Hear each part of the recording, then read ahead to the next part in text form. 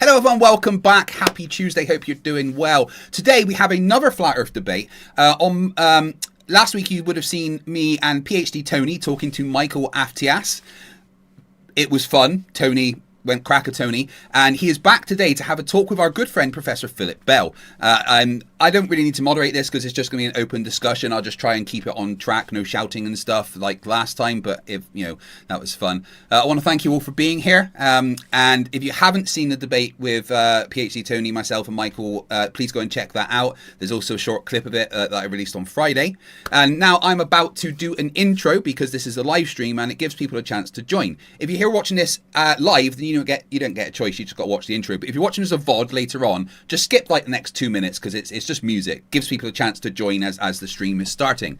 But if you're here watching live, then there's music and that means you have to dance. And if you don't dance, I am in fact going to send Daniel Pratt straight to your home. But if you do dance, I'll give you a cookie. I promise. Cookies in the post if you've already danced, by the way.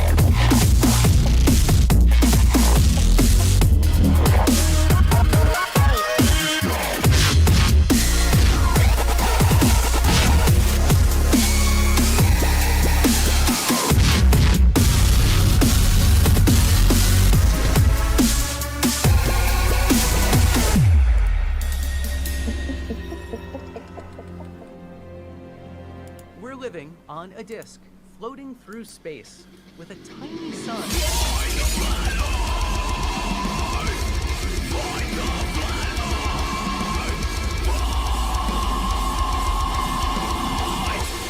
Hello everyone, welcome back. How you doing? I hope you are well. So yeah, we have a Flat Earth debate today between Professor Philip Bell and Michael Aftias.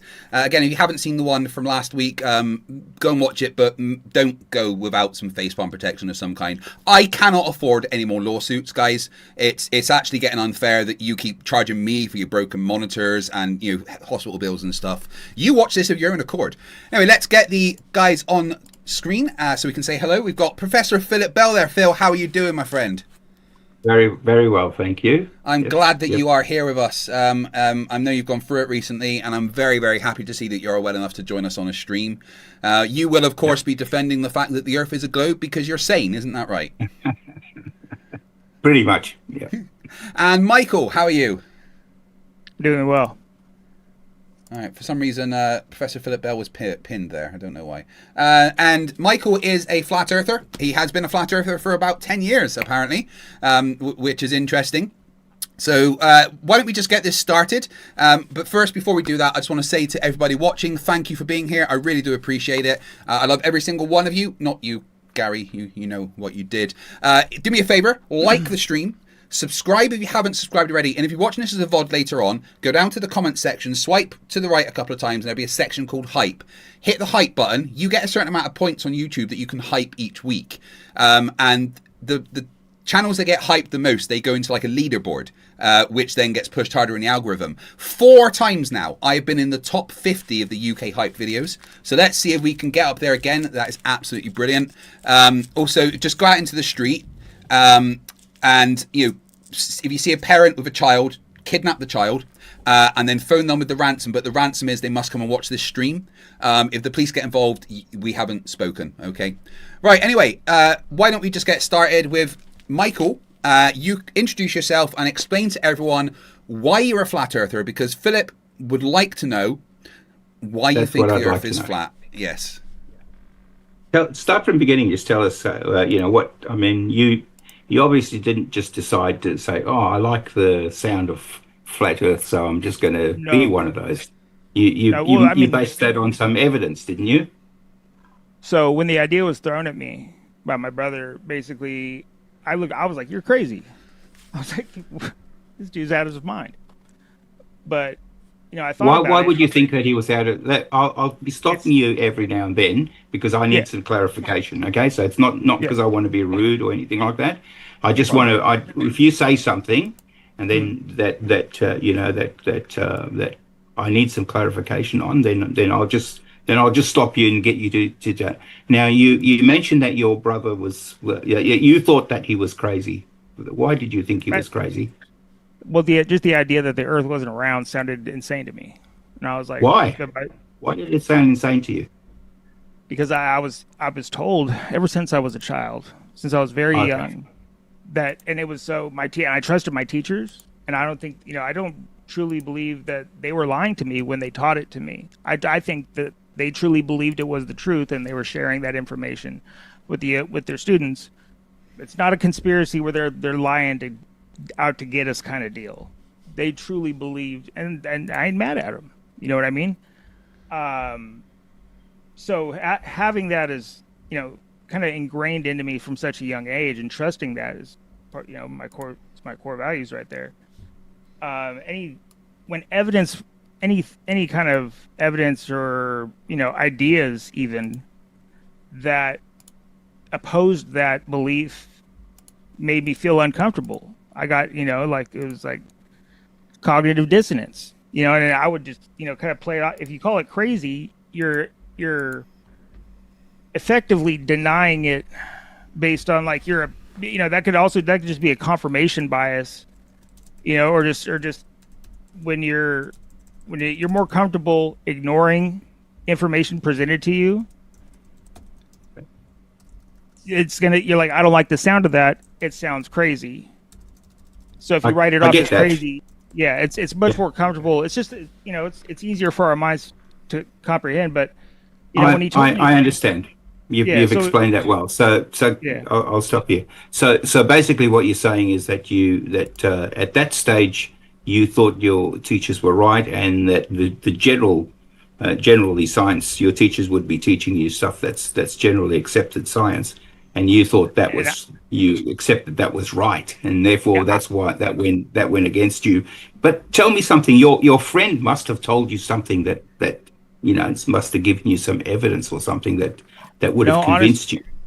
no. So honestly, when he tells me this, and my first thought is you're crazy. But mind you, I was just trying to convince the guy that Earth used to be a planet called Tiamat, and we got hit by one of Nibiru's moons, and that's what created the asteroid belt. And I'm telling him the whole book of Inky that I saw in that documentary on TV last week, trying to convince him that the Earth is round, and that's how space and all this stuff got formed, and that's how the asteroid belt got made. It's like reading off the text from the Babylonian tablets, trying to convince him of this shit, and that I found the truth. And it was at the end of me trying to convince him that all that, he just comes at me just so casually. He just said, Mike, you're crazy. And it's not because he was told the Earth was flat. This is just how he's felt since he was a child, and I believed him. I was like, maybe he really feels that way. And I was like, you know what? I've never actually looked into it. And this is right around 2016, right before Google changed the whole algorithm thing, because flat Earth was the most Googled search term, and they had to switch up everything. So it was still pretty easily, more readily available, what you call fringe, Sorry, you think like flat Earth ideas was the like most Googled search term? That was never a thing. one of them in 2017. Yeah, No, they literally changed out. If you type in flat Earth on All right. YouTube, the YouTube openly comes out and makes testimony saying, yeah, no, we're going to start curving, we're gonna start banning certain flat Earth information because we don't want false information out Okay, there. let's try and stick to the point. Yeah. So at some stage you got some evidence that the Earth is flat. That's how you based your. I mean, you don't sound like a person who would just believe something just because someone says it. Is that right? That's right. Because at that age of my life, So there's evidence.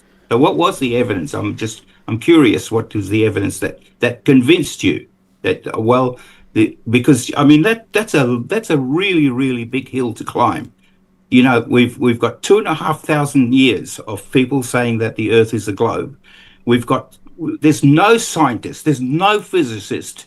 These are people who spend their entire lives, you know, studying physics and studying the Earth. No geographer, no mathematician, none of these people. All of these people who are highly educated people spend their whole life doing this. None of them, not one of them, will tell you that the Earth is flat. If you ever came across one, I want to know who they are because I'm going to challenge them. Okay, I'm going to make them famous. Yeah, and Okay? you have a All right, conviction. I respect your conviction. So tell me, so you found some evidence that overcame all of that stuff that you knew about all of these smart people. You know, some of the smartest people that's ever lived, like Isaac Newton. They've overcome all of that. There must be some really, really strong evidence to overcome all of that. I mean, can you appreciate that every single scientist thinks the Earth is a globe? Can you imagine how strong your evidence must be to overcome that? You see, what I consider like the requirements for what I consider observable evidence. I believe my beliefs. What I know is based off of repeatable observable. Is based off repeatable observable evidence through experiment. You know, that's how you get down to a scientific fact. If I could do this in an experiment repeatedly and it adds up, and I can see it, sure. And I can do That's it, all right. I've done millions of experiments, so that's you just tell me which one it is that convinced you. You don't have to tell me how to do experiments. I've spent my life doing it. All right, sometimes many more than I would like to have done. Yes. Okay. Water So doesn't. just tell me about an experiment or whatever that you did that was that's so convincing that overcomes the idea that there's no scientist, not in the 2,500 years, who believes that the Earth could be flat. Go for it. So I could not get not even a half a gallon of water to stick to the side of anything and hold on to it. Because why would you? What I observe is water becomes the shape of a container and its surface is flat and level if it's untouched. Well, yeah, but water's busy sticking to the Earth. It can't stick to anything else. Hang on, let me do this. Sorry, my brain just okay. blue screened. Yeah. No, I know. You throw something at your screen or whatever. Let me do this, okay? All right, off you go. Okay, so let me steal, man, your idea. So your idea is that wherever you've noticed something, you see that water doesn't stick to the side of things, and this is your idea. It doesn't stick to the side of things, and that as a result, you can't understand how it could stick to a globe, right? Would that be fair? What do you think? I understand why people believe it sticks to the globe. I know I understand the whole gravity thing, and no, but that's what I'm just talking about. And forget about why I think that it sticks to a globe. Don't worry about that. I'm just focusing on you. All right. So this is just about you, not about me and not what I think. Okay. I'll tell you later on why I think these things. But I'm trying to get your point of view. I'm trying to get you to tell me the overwhelming evidence. This hugely strong evidence that's going to overcome all of the science, 2,500 years of it. The smartest people who have ever lived, like Sir Isaac Newton. Okay? You've got to overcome all of that with this strong evidence that you have. It's got to be brilliant, this evidence. Come with me to a special place. Oh God, he breaks out the crayons. So this is your belief system, right? You believe in heliocentric theory, that the Earth is Baryocentric, yeah. that the Earth is moving around the sun, right? And I suppose you believe that in evolution as well. Would I be right? That you think that mammals evolve? Yeah, obviously, but that's not part of this, though. Yeah. The framework goes hand in hand. I want to know why about this water thing, though. Let's try and not jump all over the place. All right. I appreciate your work of art over there. Oh no, this is a deep dive into. Yeah. Yeah, no, it's. I have a whole. We'll get to that in a minute. We'll deal with Okay, the water. so yeah, I'm happy for you to turn the pages and point to the most important part. Okay, because we don't have all day. We don't have weeks to discuss I can get right into it if you like. Yeah. So I really want to know with this. So it's the water thing that's the reason that's bothering you, is it? No, a lot of it wasn't just the evidence that I could observe that made more sense on a flat plane. It was when I looked into the roots of heliocentric theory, where these ideas came from, and the people that they came from, and really look down. I have to look into the roots of the belief to see where this idea because for a long time, there was there's scientists, ancient scientists that were geocentrist as well. Until somebody actually did the measurements, yeah. Well, then they discovered that it wasn't. When you control the history and you control the educational system, you can convince populations to trust in what you're teaching them from those institutions, and what people actually thought 300 years ago, we have no idea. They tell us what these dates that Copernicus lived and Newton lived, and they have all these histories on these men, right? But we still can see their writing. Yeah, you can go to London and actually read what Newton wrote. I'm sure that these guys were incredibly smart compared to today's people's standards. I think that people 200, 300 years ago, in general, were way smarter than us. Not people in general, but one person in particular, yes. Well, you look at the buildings they built.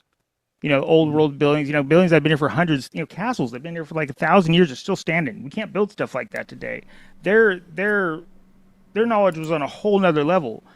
I think there's a lot of scientists, that were alive at the same time and had very different ideas, but their works aren't published or because it doesn't go along with the. I get that, but all right. Let me stop you. All right, we don't have all day, so I need you to keep focusing on the evidence. All right, because people like me, I don't believe things just because people tell them to me, right? I'm not one of those people. I want to test. I need you to convince me with a lot of evidence before I'll believe something that you say, right? So I need evidence.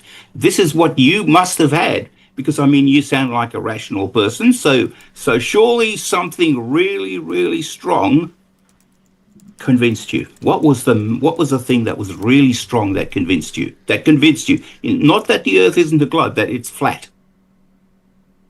I have no doubt that. How? Why do you have no doubt? No, I'm getting to it. I have zero doubt that you are not easily fooled or convinced that something is that a fake something is real. I think you have very strong critical thinking skills.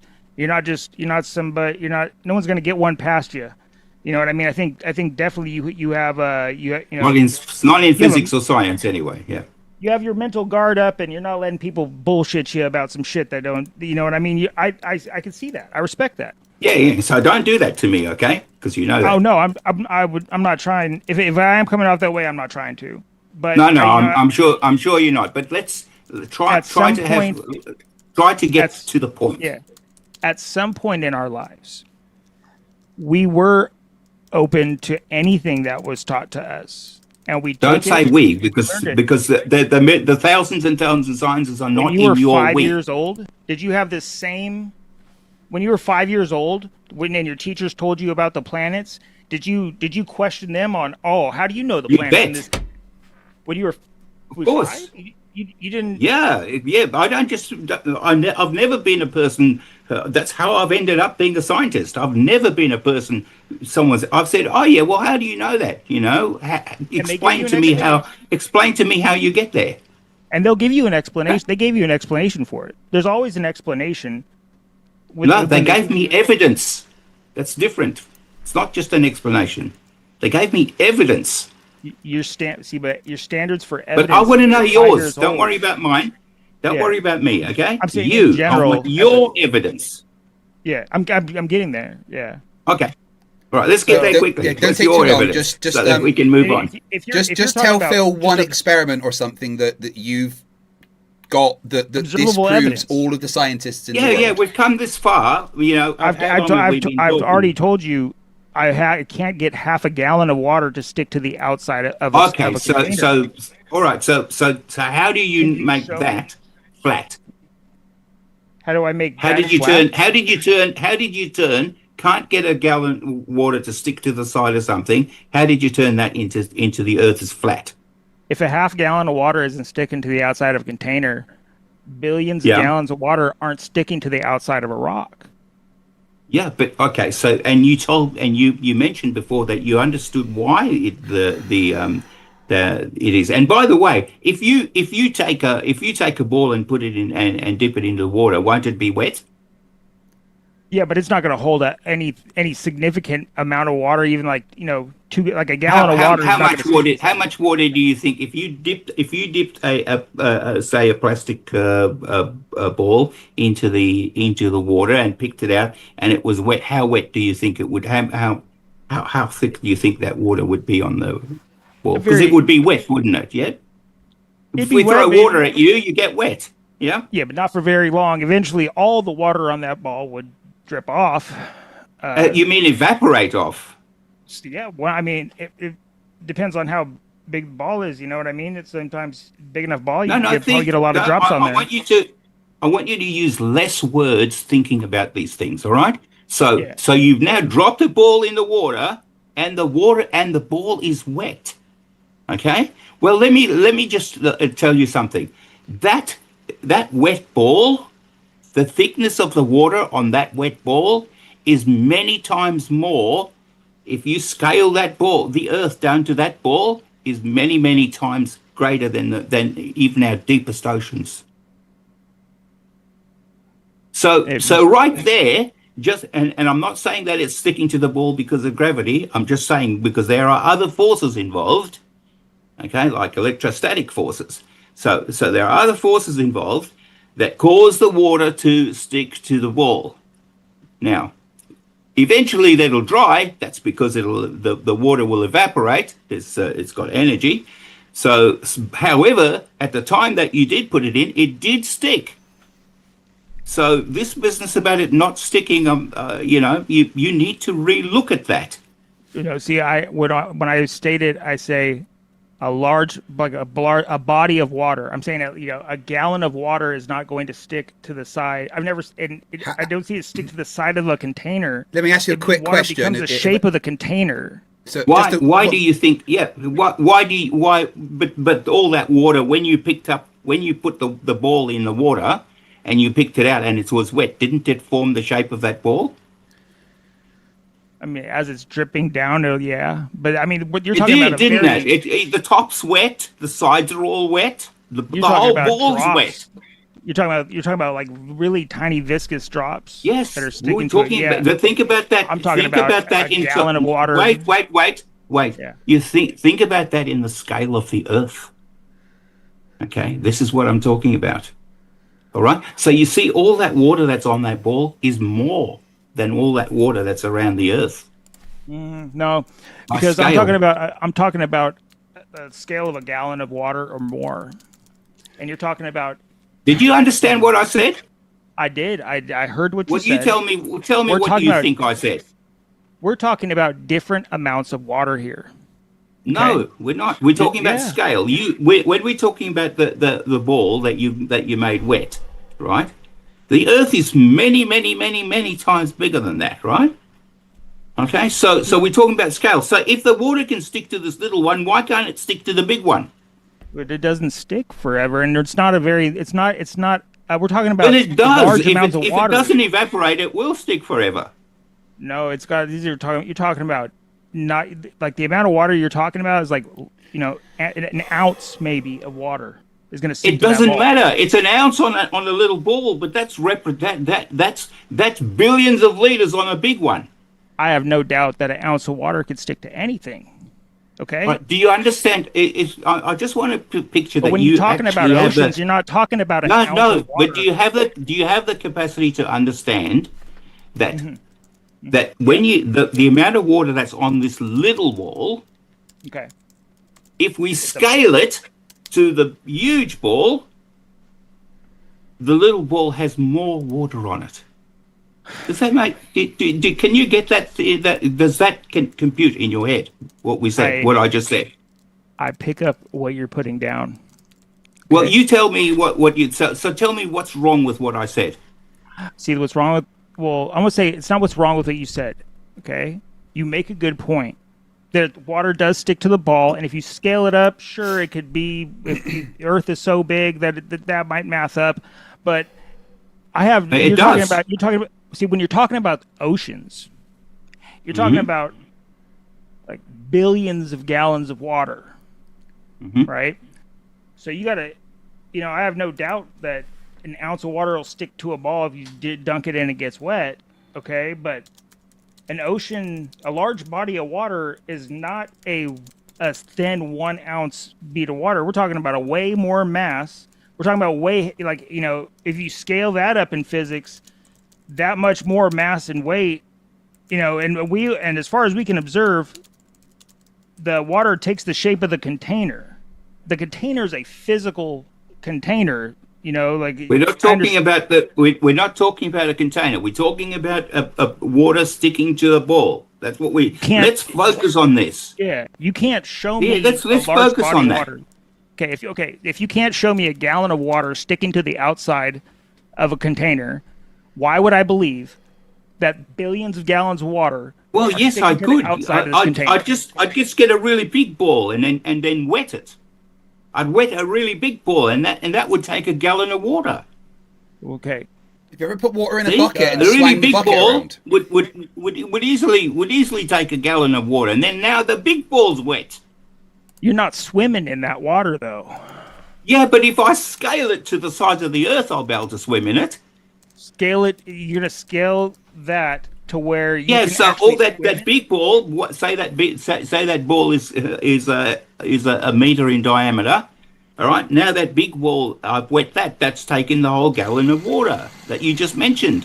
That's now stuck to the side of the ball because it's wet. It'd be falling off.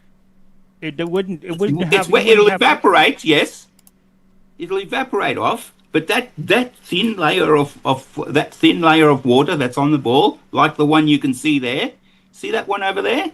Let's look in the picture. Yeah, I see it. Look at that wet ball in the picture. that See, whole ball that's a is big covered ball. in water. That's It must all be wet. maybe 5 liters of water to cover that ball. Yeah. So, that'll easily take a gallon of water to cover that. See that? No It's doubt. all wet. You It see gets wet, how yeah. that's all wet? So water can stick to the side of something, can't it? We talk about billions of gallons of water. Well, scale that to the size of the Earth, it will be billions of gallons of water. If I couldn't get It's 2 not gallons that of water hard. to stick to the side of that thing. Focus. It's not that hard. This water I is know. sticking to the side of this ball, and the top, and the bottom. Look at the water sticking to the side of that ball. Okay, Now imagine Water- that ball is 25,000 miles around. I'll talk in terms of miles for you because you're an American. Right, 25,000 miles around that ball. You think that the oceans won't be thick? You think that you won't be able to swim in them?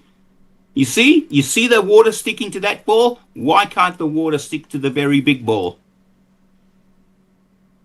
You couldn't get Just like that, just like that small ball that you saw there, like that all one. all that water on that ball that's sticking to it. It's falling. They have to constantly spray it on to keep it wet as it's rolling around. Yeah, but initially when it gets wet, there the water does stick to it, doesn't it? Yeah, but you're trying to compare a minute amount of water to billions of gallons of water. I'm not. I'm scaling it. So the scale of that compared to the Earth. That's what I'm trying to do. I need you to focus. You see, one of the problems, one of the issues, one of the reasons that you easily got sucked into this flat Earth thing, right, is because you're not giving this really good thought. Okay. You know, the more I think about it, you look at it superficially.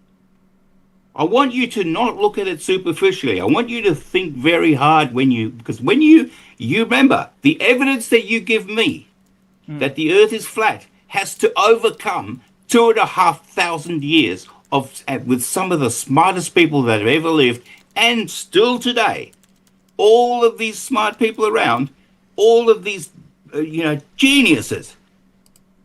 Not one of them will say that the Earth is flat. Let's go down this group of geniuses that you call them. I have them. I have a lot of them written down here. I've got a picture like that on my fridge that my daughter drew. Yeah, go on. Anyway, let's listen to what you have to say. Go on. I pride myself in my art. So yeah, that's okay. You know, it is entertaining. I must say that. These smart people, Isaac Newton. Yes. Pierre. The smartest man that's ever lived. Put that in your head and never forget it, okay? No one ever is smart, has been smart as Isaac Newton. He's the smartest person who's ever lived and still is. He, had some ideas and he came up with calculus, I think. But he wasn't just to have ideas. This guy was absolutely brilliant. He was ahead of his time. A genius. You got yes, Darwin. Very much so. Nicholas Copernicus. Right? Yes. And George Lemaitre, he came up with the Big Bang Theory. Now, why do you think... Yeah, I know these people. I know about these people really well. Tell me about Nicholas Copernicus. Why have you got that written down? Nicholas Copernicus was did you know he was a Catholic priest? So? Okay, he was a Catholic priest. George Lemaitre. Okay, I understand. Now tell me more about it. The guy who came up with the Big Bang Theory. Did you just write down? Why didn't you write down all the other Catholic priests? Why did you write this one? Well, no, he's a Catholic priest as well. The guy who came up with the Big Bang Theory. Yeah, but why did you? Yeah, so you've written down 2 Catholic priests. There's actually 3. There's thousands of Catholic priests. 3. 3 Catholic priests. Yeah. Okay. And so what about them? Why does Catholic priests make them not credible to you? It's not that as being a Catholic does not discredify, or I'm sorry, doesn't take credit away from anybody. It has nothing to do with their Catholic beliefs. But then why did you have to mention that he's a Catholic? Why is it important to you that he was a Catholic priest? Because when you break down where heliocentric theory truly came from. Yeah.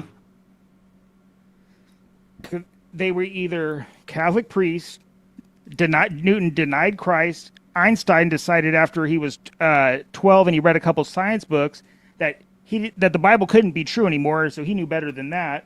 Darwin was agnostic, and Catholicism. Now, I'm not saying that Catholic people are bad or do anything. I know a lot of Catholic people, they're great people, okay? It has nothing to do. I'm not talking about Catholics, but when you look at the root of Catholicism, where Catholicism came from, you understand this idea of it's a hatred of Christ and a demonic deception. Just the point of order. Newton wasn't a Catholic priest; he was a Protestant Unitarian. I said, but he denied Christ. Yeah, but it doesn't matter. Why does that matter? We're talking about evidence of the Earth being flat. What's that got to do with it? The root of Catholicism. Get back to your other page. We haven't finished with the other page. I haven't finished with that page. I'm really intrigued with that page. And just out of interest, somebody I want to talk about. Which denomination of Christianity was Eratosthenes and Pythagoras? Yeah. Okay. All right. They believed in Greek. They worship like Greek gods, didn't they? They're like, Oh, so not Catholicism. All right. Interesting. Okay. Yeah. All right. So can we please go back to that front page that you've got, because Okay. Copernicus was somebody I want you to more. You've mentioned he's a Catholic priest. Why do you think Copernicus thought that the Earth went around the sun? Why do you think he thought that? Well, Why do you think that popped into his head? I believe that over time, Yeah. the academics, the smartest guys who ever lived, right, Yeah. had influences, had the same influences, progressively, and those influences may have came from a spiritual place, not from it wasn't a people trying to deceive people into this, but a long-term ploy to put out basically a campaign to convince an entire generation of people that there was no God and that they came from. Well, that's not true, because he was a priest. No, That's not true. And Yeah, but listen, let me stop you here. Let me stop you right here, okay? Before Catholicism- Copernicus, they didn't believe that the Earth went round the sun. They didn't. Yeah, no, Copernicus actually is the one that turned that all around. I mean, there was a So what you said before was wrong. Okay, aristocracy, and there was a you said that he was influenced by the other people. Well, he contradicted them. No. When I say they have it's all coming from a similar background, is that it's all coming from when I say it's a satanic deception to take the idea of creation away from an entire generation of people. It's the root of it, like Catholicism at its roots is Luciferian. So the entire idea of what I'm postulating is that the entire idea that we're on a Sorry, Catholicism is. I'm postulating that the entire idea came from a spiritual place, an evil. But one. it didn't. I asked you if you know why Copernicus thought that the Earth went round the sun, and you are giving me this great big spiel about beliefs and religion and all that. That's not why Copernicus thought that the Earth went round the sun. You see, you don't know this, do you? You don't know why Copernicus thought the Earth went round the sun, do you? We have you no don't idea. know why. Honestly, we don't even know. Not you or me knows if Copernicus ever lived. We have with the writings Yes, that they left. They have writings that We they do, show us from books. because they wrote stuff down. That's how we know that they lived. Do you know that? All right, now let's get this back, because you obviously don't like what Copernicus, and he was a Catholic priest, so he obviously lived. All right, so that's a contradiction of what you just said. He obviously lived. He was a Catholic priest. We write down the names of Catholic priests. Yeah, He was in a seminary. the hierarchy of the Roman Catholic Church. When you're high up in the Roman Catholic Church, like these people were. Yeah. Okay. I'm not saying like at the lower level, like your average Catholic person goes to church on Sunday, whatever. You know what I mean? These people have nothing to do with the. It's been a war on truth since Christ rose from the cross. I appreciate Christ your was opinion real? on that, but let's stick to this. Let's stick to why Copernicus thought that the Earth goes around the sun, which contradicted what came before that. Before that, they thought the opposite. So why did Copernicus think that? What evidence do you think he used to come up with that idea? He studied Aristarchus, and like there was a lot of. No, he didn't. Let me tell you, Michael, why There was people Copernicus before him thought that that. thought- Now, Michael, let me explain to you why he thought that. You know why he thought that? You'll learn something today. He thought that because he measured it. He did. Because he observed it. All right? That's why he thought that. He observed it. He used observations and measurements to work out that the Earth was going around the sun. Did he? Okay, so he didn't. Had nothing to do with his religion. Mm-hmm. It was his eyesight and his measurements. That's what he did. He looked at stars and decided, looked at the sun and the Earth, compared it to a star, and worked out where we were compared to that star, compared to other planets. You could change my mind. And then worked out that all the planets went around the sun. We still see all the planets going around the sun. Are you arguing with that? Here's your chance. You could flip me back to believing the Earth is round, and I'll say the Earth is not flat. You're right, 100%. If you could tell me how you measured the speed of Earth, how you did it, the experiments that you did where you broke down and observed, and how you measured the speed of Earth at the speeds that they claim it's moving. Well, I did that, so you that's not well, true. I can easily do that. So you saying that's all it would take for me to get you to be a globe earther? I don't want you to be a globe earther just on that evidence alone. Okay, all right. Okay. Yes, I know speed is distance over time. That's this type of stuff we teach. I think year 6 or something. Mm-hmm. Okay, so that's fine. Yes, yep. All right. Let me just quickly do some. Speed is distance over time. Yes, we agree with that. I need to just do some channel stuff. As there's so many people watching, I just want to say thank you to everybody that is watching. I really appreciate it. Getting close to 500 watching. Make sure you hit the like button and get this stream out to more people. I want to see lots of people watching Phil Bell explain this.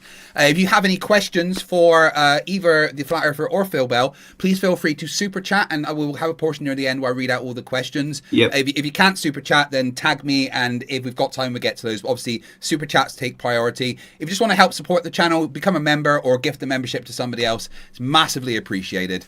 Sorry, carry on, you guys. Yeah. So Michael, look. After Copernicus, lots of people started looking and measuring and observing and measuring. Okay, lots of people read what he said and said, "Oh, I wonder if that's true. I'm going to have a look for myself."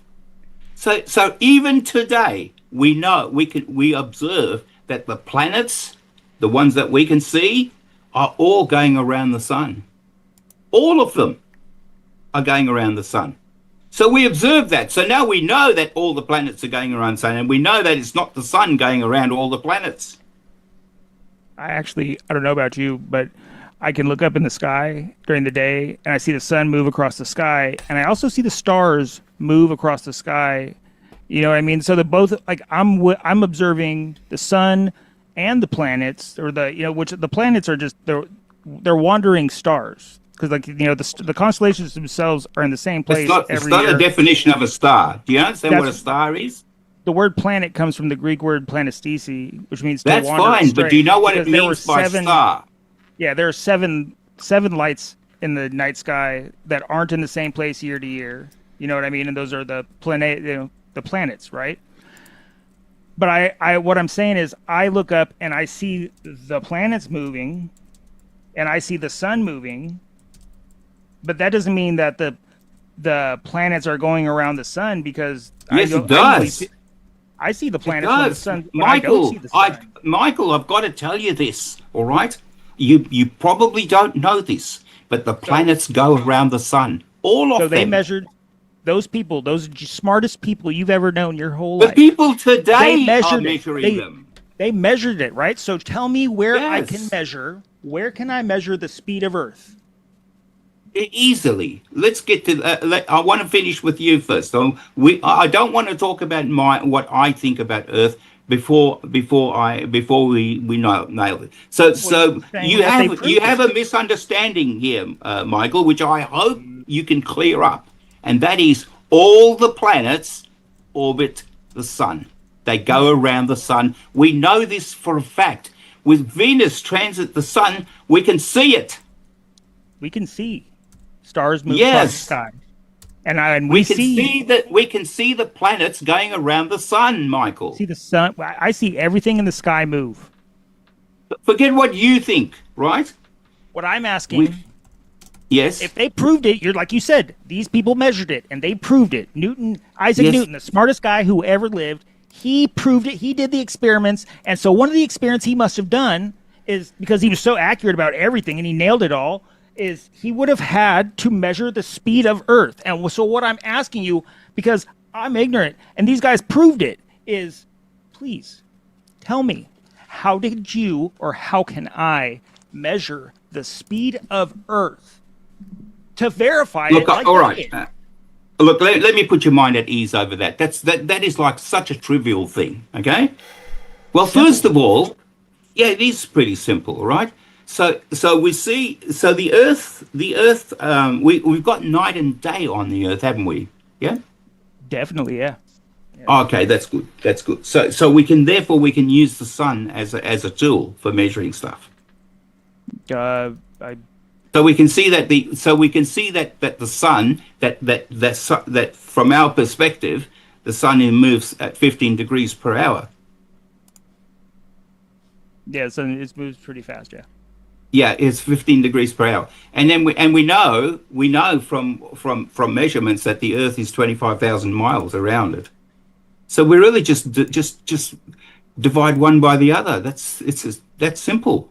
We're given this number that's 25,000 miles around. We're told this by people who supposedly. We're not just told it. We're not just told it. It's measured. Neither you or I have been everywhere to measure this place. You don't need to go everywhere to measure it, Michael.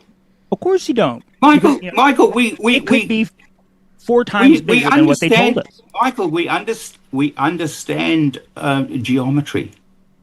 Do you need to measure the whole of a ball if you know what the radius is? Here's the thing. Do you need This to? number- If I told you to tell me what the circumference of a ball is, would you need to put a tape around it to tell me that, or if you knew, let's say you knew what the distance across 15 degrees of it, okay? So you've got a ball and 15 degrees across that ball, you knew what that distance was. Couldn't you work out what the whole lot is? What the what is? Do you understand? If you're looking at a ball and you're looking at a small section of it, that's enough for you to determine what the whole lot is, isn't it? You don't need to go through the whole lot, do you? For every 100 miles, there's about 666 feet of curvature. No, drop, not curvature. A drop, not curvature. Yeah, you don't measure curve in feet. You measure it in degrees. Hang on, Craig. Let's see. If we just let's just try and get through it, little things at a time. All right. Yeah. Okay. So you understand that we can work out how the circumference of the Earth. Yeah. We can work that out, and if we've got that, then we've got the distance, haven't we? And we know that it takes 24 hours for the sun to go around once, from our perspective. So we could just work out, just divide one by the other. 24 hour in 24 hours, it goes 25,000 miles. So we can work it out. That's roughly 1,000 miles per hour. Yeah, which makes sense because on New York, when the sun is directly over New York, about 3 hours later, it's directly over California. There's a 3-hour time difference between New York and California, and it's about 3,000 miles. It's moving 15 degrees per hour, isn't it? Well, it's 3,000 miles away. So if it travels 3,000 miles in 3 hours, it's traveling about 1,000 miles an hour. Yeah, which makes very sense. good.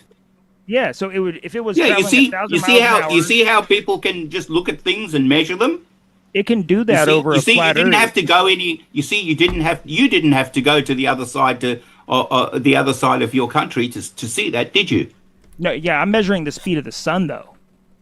Very good. So if you got that, you look at that, that's the speed of the sun from your perspective. You've got that. But now we also know that the Earth is 25,000 miles around. So that's pretty easy to work out then how fast it must be going. Well, you keep saying that it's that big and round, but as far as no goes, well, we worked it out. We did measure it, Michael. It wasn't something that we just dreamt up. We didn't stick our finger in the sky and say, I think we'll just pick on 25,000 instead of 30 or 40 or 50. Well, we measured it. That's why it's 25. I think they measured it. Then they had to measure Earth. They didn't just guess at 66,600 miles an hour. They measured that speed, and they did it somehow. Naturally. Yeah, naturally. And how do you measure speed? Distance with time. Now, just like you got it over there. How can I measure the speed of Earth like these guys did? Why not? If you know the distance. I'm asking you how to do it. They did it. Well, you know the distance around the Earth. No, but I'm okay. To measure speed, you have to observe. Well, all right, we got the distance part, haven't we? Yeah, we need to measure speed. We need distance and time, right? Yeah. Okay, so we got the distance bit right. 25,000 miles. We got the distance bit right. Okay. Now let's see if we can get the time. I wonder if there's anything in the sky that goes all day that could work out what the time bit is. I'm not doubting that things move in the sky. Can you think of anything that's in that we could use to determine the amount of time? No, if I'm trying to observe an object go from point A to point B over a period of time, I have to keep my eyes on that object. But that's what we're doing, yes. Yeah, point A to point B, yes. Yeah. It rises in the morning, that's point A, right? But the ground that you're sitting on isn't moving. It hasn't moved this entire time. I've measured it. But it has. I haven't seen it move at all. We're talking about, no, well, you're not going to see it moving, are you? Why would you see it moving? You see that thing in the sky is not moving, so the ground must be moving. No, those things in the sky move. I watched them go from point A to the point sun B. doesn't. The sun. You haven't watched the sun move. I watch the sun move over me every single day. I go outside. No, you haven't. That's the Earth from moving. Here, I could sit. Yeah, that's. And I can watch the sun go from one side of the sky to the other. Michael, do you get that? That's because the Earth is moving under your feet. No, I'm pretty sure that I didn't move the entire day when I watched the sun go from here to there. Michael, let me put this in perspective for you.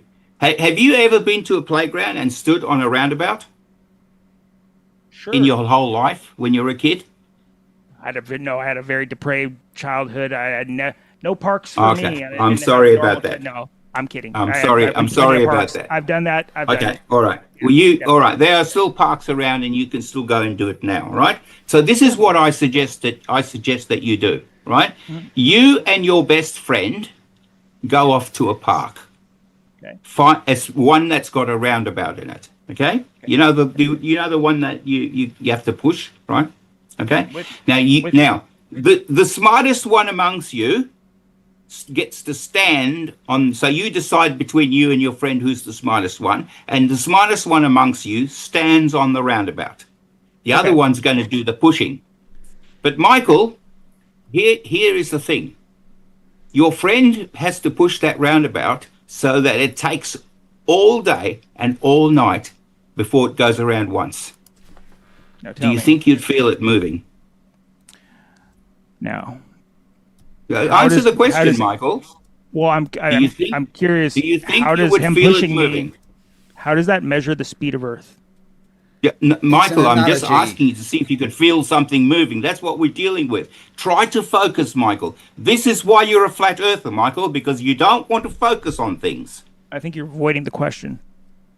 No, you're avoiding the question. I want to know now, if you were standing on that roundabout and your friend had to push you, right? Had to push it, but it took 24 hours. All day and all night. So in other words, if you started in the morning, it'll be morning again before he gets to push you round once. Do you think you'd feel it moving? Probably not. But yeah, probably not. Exactly, Michael. You got it. That doesn't answer my question. It does. How does that measure the speed of Earth? How did that measure? How did that? I've already gone through the speed of Earth. What that does, Michael. Listen, focus, Michael. If you shake your head, your thoughts don't work. You need to not shake your head, all right? Because you're shaking your brains, and they aren't working when that happens. So now, keep your head still. you understand now that if the Earth was moving, you wouldn't be able to feel it because it takes 24 hours to go around just once. I'm just trying to know how you measured the speed of Earth, sir. I told you, Michael, we know the distance around it, and we know that it takes 24 hours.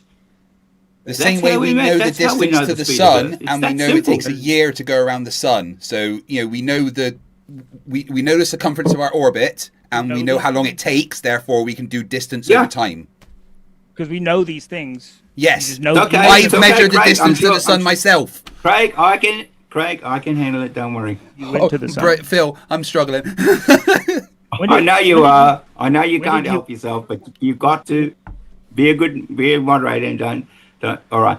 I know, Michael, I did explain to you because you held up your distance, your speed equals distance over time. Of course it is. And well done writing that down with those big letters that you did. Okay. That's really, really impressive. Okay. Good. You've got it. That's one of the things that we do. I ask you about acceleration. Maybe that's pushing it a little too far, but velocity is distance over time. Okay. Now, why is this? Your camera appears. Hang on a second. Just Zoom is saying something about. Okay, all right. It's probably my internet. I've frozen a bit. Can you guys hear me? Yes, we can hear you. You just. Okay, all right. Because it's just that the Zoom has frozen. So it doesn't matter if you can hear me. You can hear me. That's all that matters. Yeah. Okay. Yeah, your camera's doing what Flerf Science is doing, is frozen. Yeah. Okay, so Michael, you keep asking me, I know that's your big thing, and that is how do we get the speed of the Earth? Well, you asked that question and I answered it. I told you that that's got to do that we know the distance around the Earth, we know that, and we use the sun to measure the time, so that takes 24 hours. So therefore we can just divide one by the other and work out what the speed of the Earth is. That's how we do it. To measure the speed of something, you have to witness it move from one point to another over time, so that you can divide it and calculate. Yeah, the speed at we which did it travels. that. We did exactly that, Michael. Exactly. Where can that. I observe a point on Earth go from here to there over a period of time, anywhere? Mm-hmm. Where could I go and observe this to measure the speed? Well, Michael, you already know that the Earth is 25,000 miles around, so we've already got the distance part of it worked out. I have no idea how much Earth there is.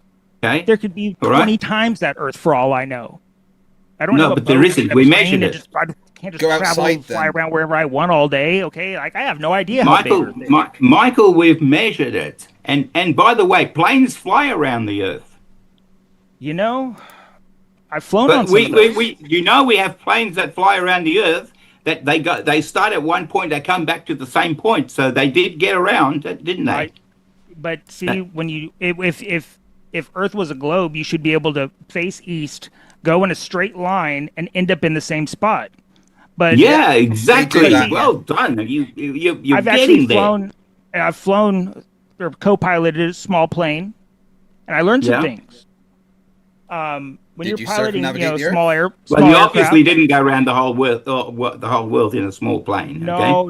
But I did learn something though. You see, what did you learn? So when we took off, we were going west, and when you're flying a small aircraft, in a straight line for a while, about every 15 or 20 minutes or so, you have to reset the heading indicator. Now, the heading indicator, when you take off in a plane, the heading indicator, we were facing west.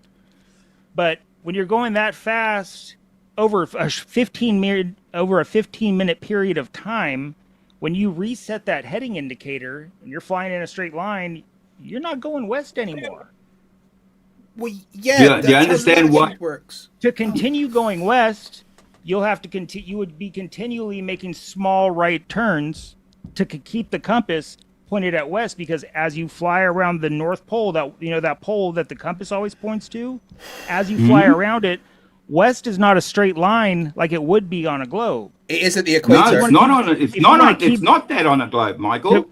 To make that on a constant, to make that to keep going west, you'd be constantly turning to go west.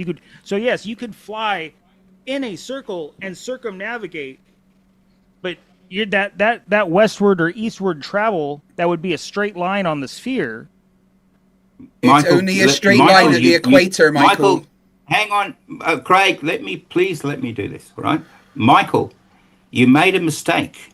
Let me point it out to you. The mistake. You said that if you kept going, if you are where you are, unless you're on the equator, okay, you would not be going in. You would not be going in a straight line if you went completely west. If you were trying to go west, okay, that wouldn't work. Okay. Do you honestly believe that? So let me see. I don't know why my camera went off. That you magically wouldn't have to start adjusting to keep the plane going east or west just because you. Phil just said that only happens at the equator. He just said that to you. Does it? That only happens at the equator. Just at the equator. That's all. Yeah. All right. Nowhere else does that happen. So Michael, let me from the equator to try that out. Michael, let me explain to you. Why that wouldn't. All right. You can do this on any sphere. Okay. So do you have a ball at home? You know, I've flown pretty far. No, Michael, focus, please. Do you have a ball at home? Because I want you to try this out. Okay. Everything's got a scale to you. I mean. No. This is just a normal. Have you got a basketball? Have you got could you get your hands on a basketball, Michael? Yeah, I understand why you think that you wouldn't have to turn at the equator. No, you don't, Michael. You don't understand, because you wouldn't be a flat earther if you understood all the things I'm telling you. All right? I do understand. All right. I understand no, you don't, Michael. So let's just listen, okay? All right. Now I want you to get a basketball, right? And I want you to get some tape, and I want you to put a piece of tape around the middle of the basketball and draw a line around it. Okay? All right. Then you take the tape off and tape the tape off and just put it on a bench somewhere and see if it's straight. Do you have any evidence? Do the same thing for higher up on the ball. So in a different place. So in other words, another latitude. Say, for instance, something a few inches away from the equator of the ball, from the middle of the ball, further towards the pole of the ball. Do it there, and then so wrap your tape around it, and then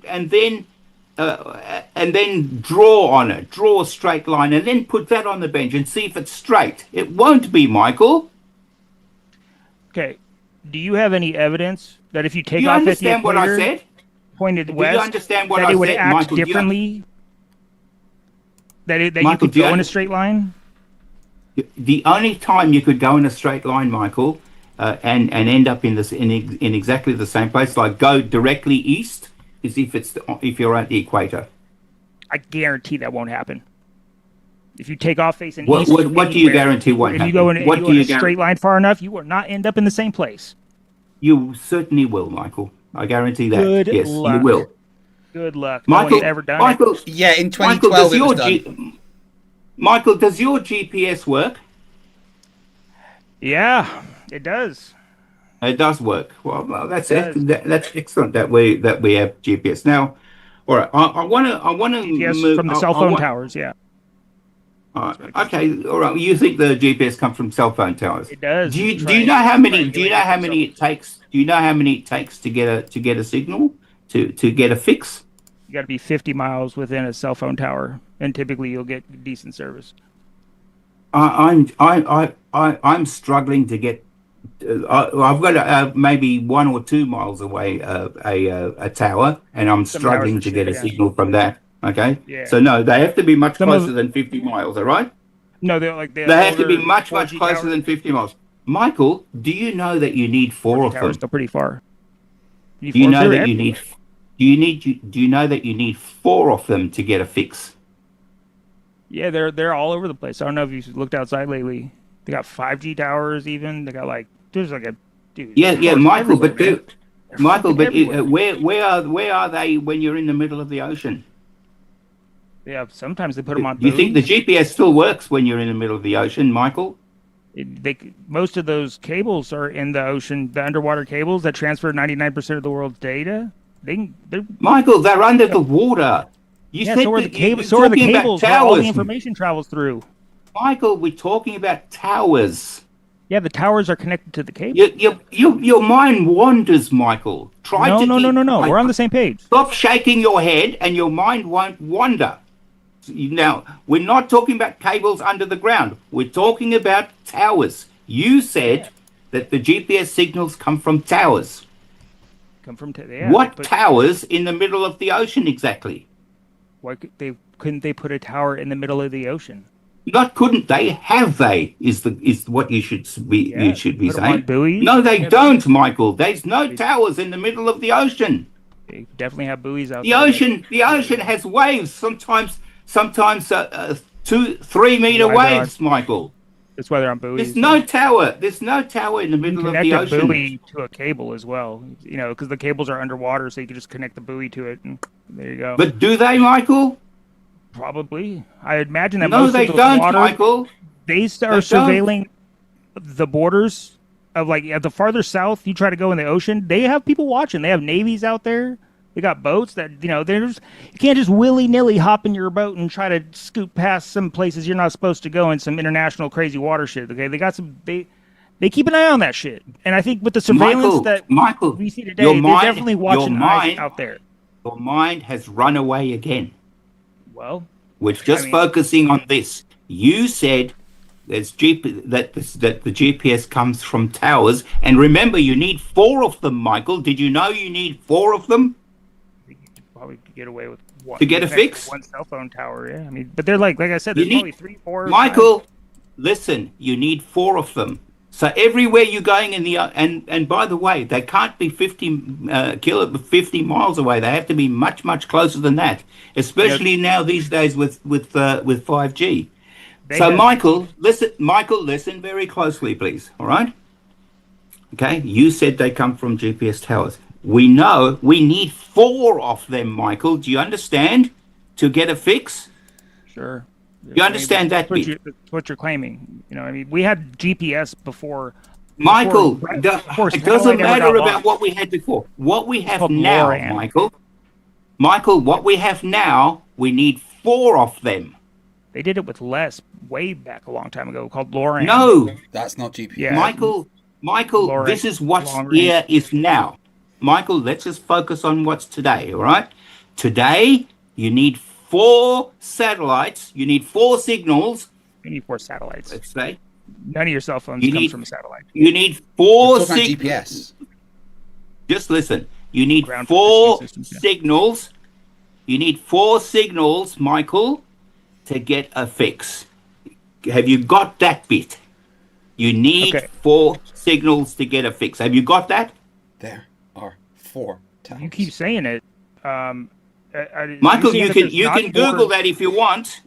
Are you saying? I thought it was triangulated, but you need 4, Michael.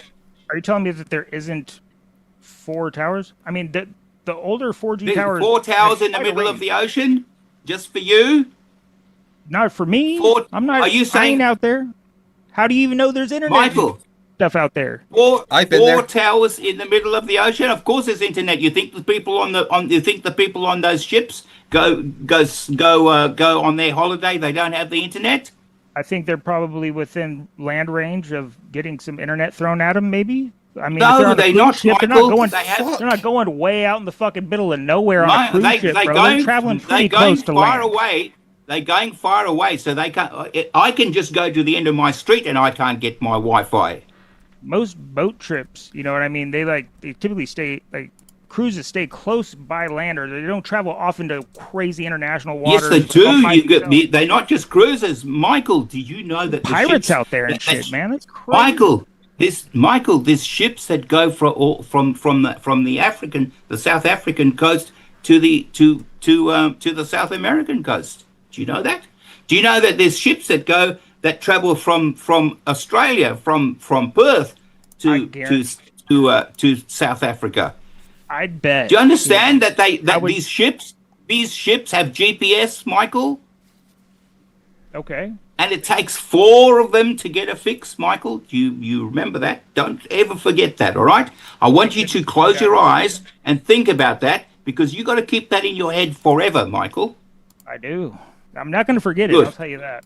I bet you won't. So 4 of them, unless you've got the usual reset button, you've got 4 of them, right? That makes a fix. So clearly they don't have 4 towers in the middle of the ocean, all the way from South Africa to Australia, do they? I guarantee they hit blackout spots where they don't have no internet at part of those trips. No, they don't, Michael. You know why they don't? Planes? Because I'll show you why. Fall off the radar for trips? So Craig, can you show me a picture of the Starlink satellites, those dots going across the sky, please? Yep, certainly. Give me 2 seconds. Put that up. Let's see the Yeah, dots. just Starlink. Starlink. Yep. Mm-hmm. Show him Starlink satellites going across the sky. Show me the dots. Can you do that? Can you do that, Craig? I'm just trying to find it for you. Give me 1 sec. Take your time. So Michael, there are no the ocean between South Africa, say Durban, between Durban and Perth. How do you know they don't lose internet? As a sailor that's been all over the world, I can tell you they don't use. How do you know they don't lose internet out there? I'm telling you they don't. No, they don't lose internet. What? Why would they? No, they don't, Michael. You know this. Okay? They use it for navigation. They're not going to lose it, Michael. They can navigate pretty far without a GPS. No, Michael, that's how they... Michael, these days they don't need a sextant to navigate with. They have GPS. Do they have a compass? Nobody these days uses a compass for navigation. Don't shake your head, Michael. Your brains will get shaking around again. Stop it. Keep your head still. Who would use a compass to know what direction they'd want to go on a boat? Nobody would. Yeah, you don't use compasses nowadays, bud. Some bloody pirate, maybe. I don't know. It's like... No, why would you, Michael? You've got a phone with a GPS on it. Why would you need a GPS when you have a compass? I mean, this... You know what direction you're trying to go. You don't need a compass. Did you just say why would a southern compass or a northern compass? You're acting like GPS is the only way they navigated the oceans for like the history of all time. Like no one ever did it without GPS. No, I didn't say that at all. I just said today. So why is it so necessity and so for sure they have internet today because they can do it today and when they've done exactly. it for so years do they without have it? all these? So they don't have towers, Michael, all the way between between Durban and well, you said that the GPS comes from towers, Michael. No, yeah, the GPS on your phone when I use the GPS on my phone, it's triangulating my position between the cell phone towers. No, it's not. Is that what you think? On my phone, well, then how does it do it for the ships then? How do you know the ships are doing it? Why, sometimes they've done it for the ships are navigating using thousands GPS, of years Michael. Without GPS. I'm not talking about the past, Michael. Michael, focus. I'm talking about the past. Now. You're suggesting that they can't do something that they've been doing for thousands of years without GPS, as if it's they have to have it, even though they've been doing it for thousands of years. Michael, nobody on those ships would be using a sextant or a compass to work out where they're going. All right. Actually, Michael, they have a thing on the. Let me help you another little bit.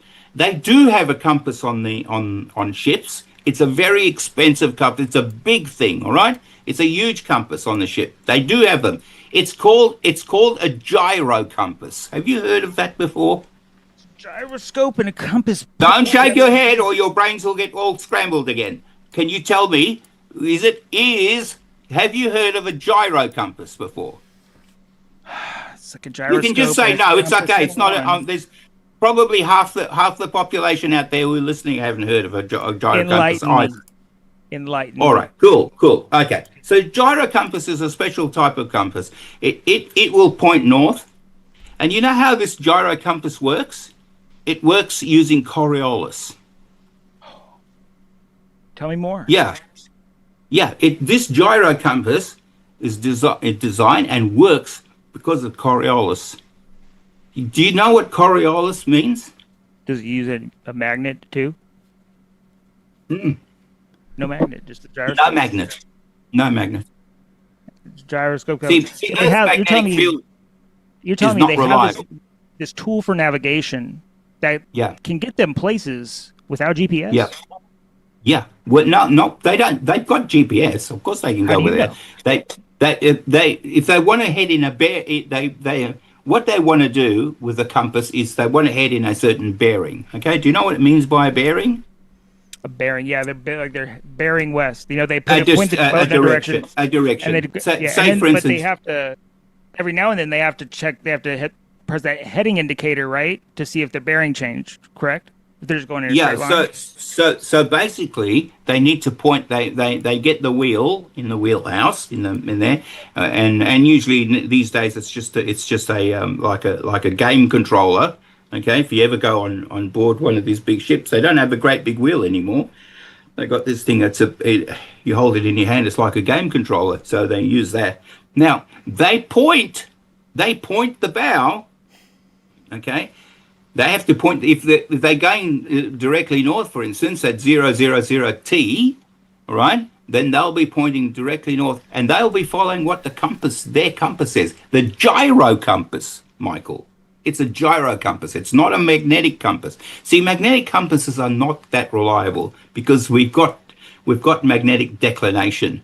You see, the South Pole, which is actually the North Pole of the magnetic field, is in the Southern Ocean, south of Australia, and the other pole, which is the South Pole of the Earth's magnetic field, right, is in Canada, is in northern Canada. So they're not actually at the geographic poles anyway. So those are inherently inaccurate. Then you've got to take measurements, account of declination, and declination changes. So all sorts of problems that you wouldn't have if you've got a gyro compass. Wonderful. That's because the Earth, the spin of the Earth doesn't change, or changes fractionally. Okay, so that's why they use a gyro compass, because they're very, very reliable. Okay, and a gyro compass, Michael, uses Coriolis. Yeah, you said that. Okay, so Michael, put that down, write that down somewhere so you can look it up later. Okay, because you can use your crayon. That's going to add. With you. That's going to add to your education. Well, no matter where you are on Earth, if you use a normal magnetic compass, you know, the ones you hold flat with the ground that you stand on, and it points you in a direction aimed directly north, no matter where you are, it always points north, which leads to... Yeah. Do you know why, Michael? Do you know why it always points in one direction? Because there's only one magnetic pole. No, there's two magnets. There's no one magnetic pole. Do you know? Yeah. It also points south, doesn't it? I mean, no, it's pointing north. There's two. Do you know there's a south pole, right? It's the opposite of north. Do you know why it's following Earth's magnetic field? Do you know we carefully measure Earth's magnetic field? It matters to us, all right? Like you measured the speed of Earth. No. Listen, we measure we know about Earth's magnetic field. By the way, it's good. I agree. We live in an electromagnetic field. Yeah. Listen very carefully, Michael. The Earth's magnetic field curves. Okay, it's not a flat thing. Okay, it curves. In other words, it changed. The magnetic field changes. It curves around, and it's got two poles. There's a north pole. Okay, for Earth's magnetic field, and a south pole to Earth's magnetic field. And here it goes. You see, Michael. Let me explain to you something about, because you obviously love this this form of compass. All right, this magnetic compass. That pointer is actually a little magnet. Okay, all right, and the red part of it that you point, the red part of it is the north pole of a magnet. and the other part, the silver part, is the south pole of the magnet. So the north pole is attracted to south, isn't it? Yeah? North pole is attracted to the south pole of another magnet, isn't it? Would you agree with that? When you get closer to the south pole, it still points north, though. Listen very carefully. South end, doesn't it? I want you to stop thinking about your next question and think about what I'm actually telling you, all right? So that red needle, so Michael, that red needle, which is the north pole, which is a little magnet itself, okay? The needle is a magnet. You know that, don't you? Okay. Well, it's got the red part of it, the red half of it, is the north pole of that magnet. Do you understand that? Now, because it's the north pole of that magnet, it points to the south pole of the other magnet. That's the Earth's magnetic field. Do you follow that? So the red needle is pointing to the south pole of Earth's magnetic field. Pointing the opposite way, north. But Do you understand what I'm just... Yeah, red needle is... Earth has a north and south magnetic pole. The red needle is pointing to the south magnetic pole, which is near Canada, which is in Canada. Like the shape of a torus. You know, imagine that in the center. Torus is a donuts. Yeah, it's a donut. Yeah. I'm not sure what... If north is in the center of that donut, where that strong magnetic force is that the compass always points to, right?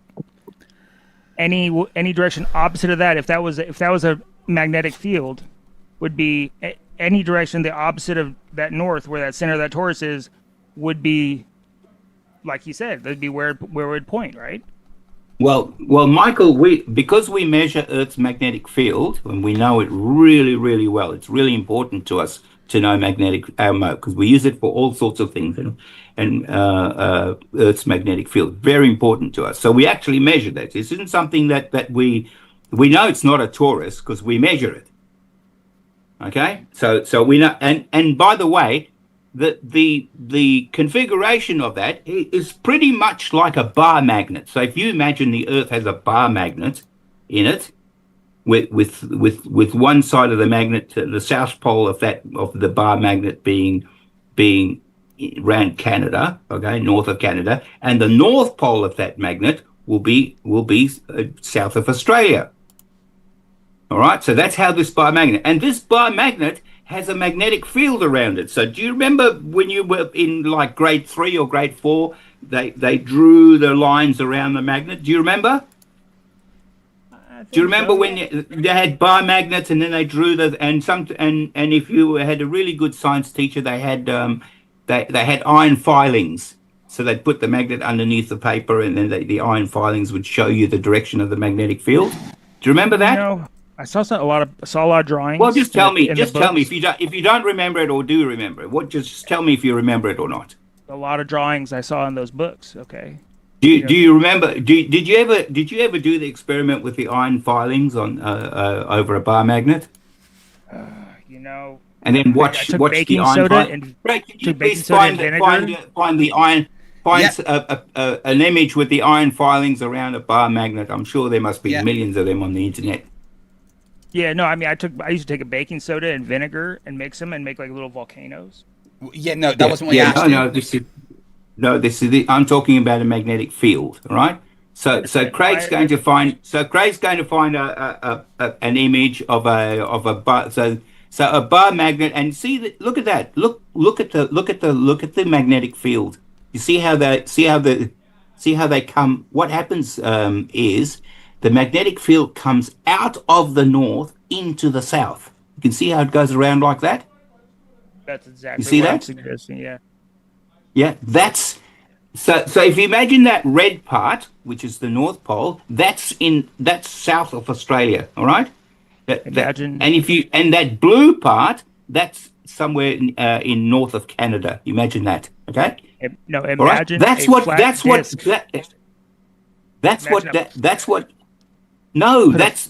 disc in the middle of that.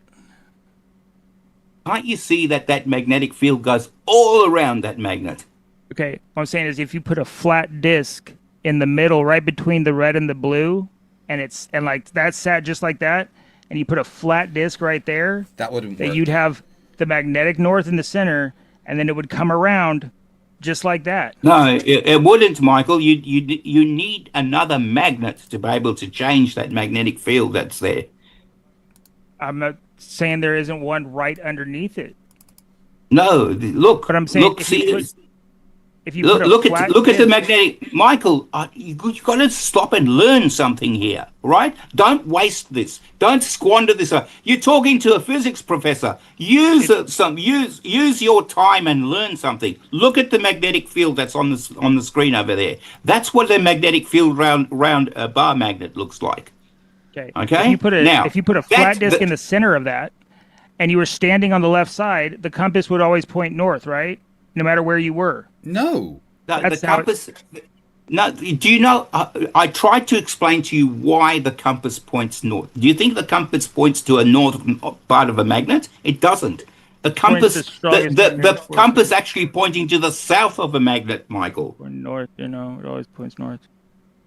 The compass actually pointing to the south pole of Earth's magnetic field. Where? Do you understand why? What compass? What are you talking about? Show me this any compass.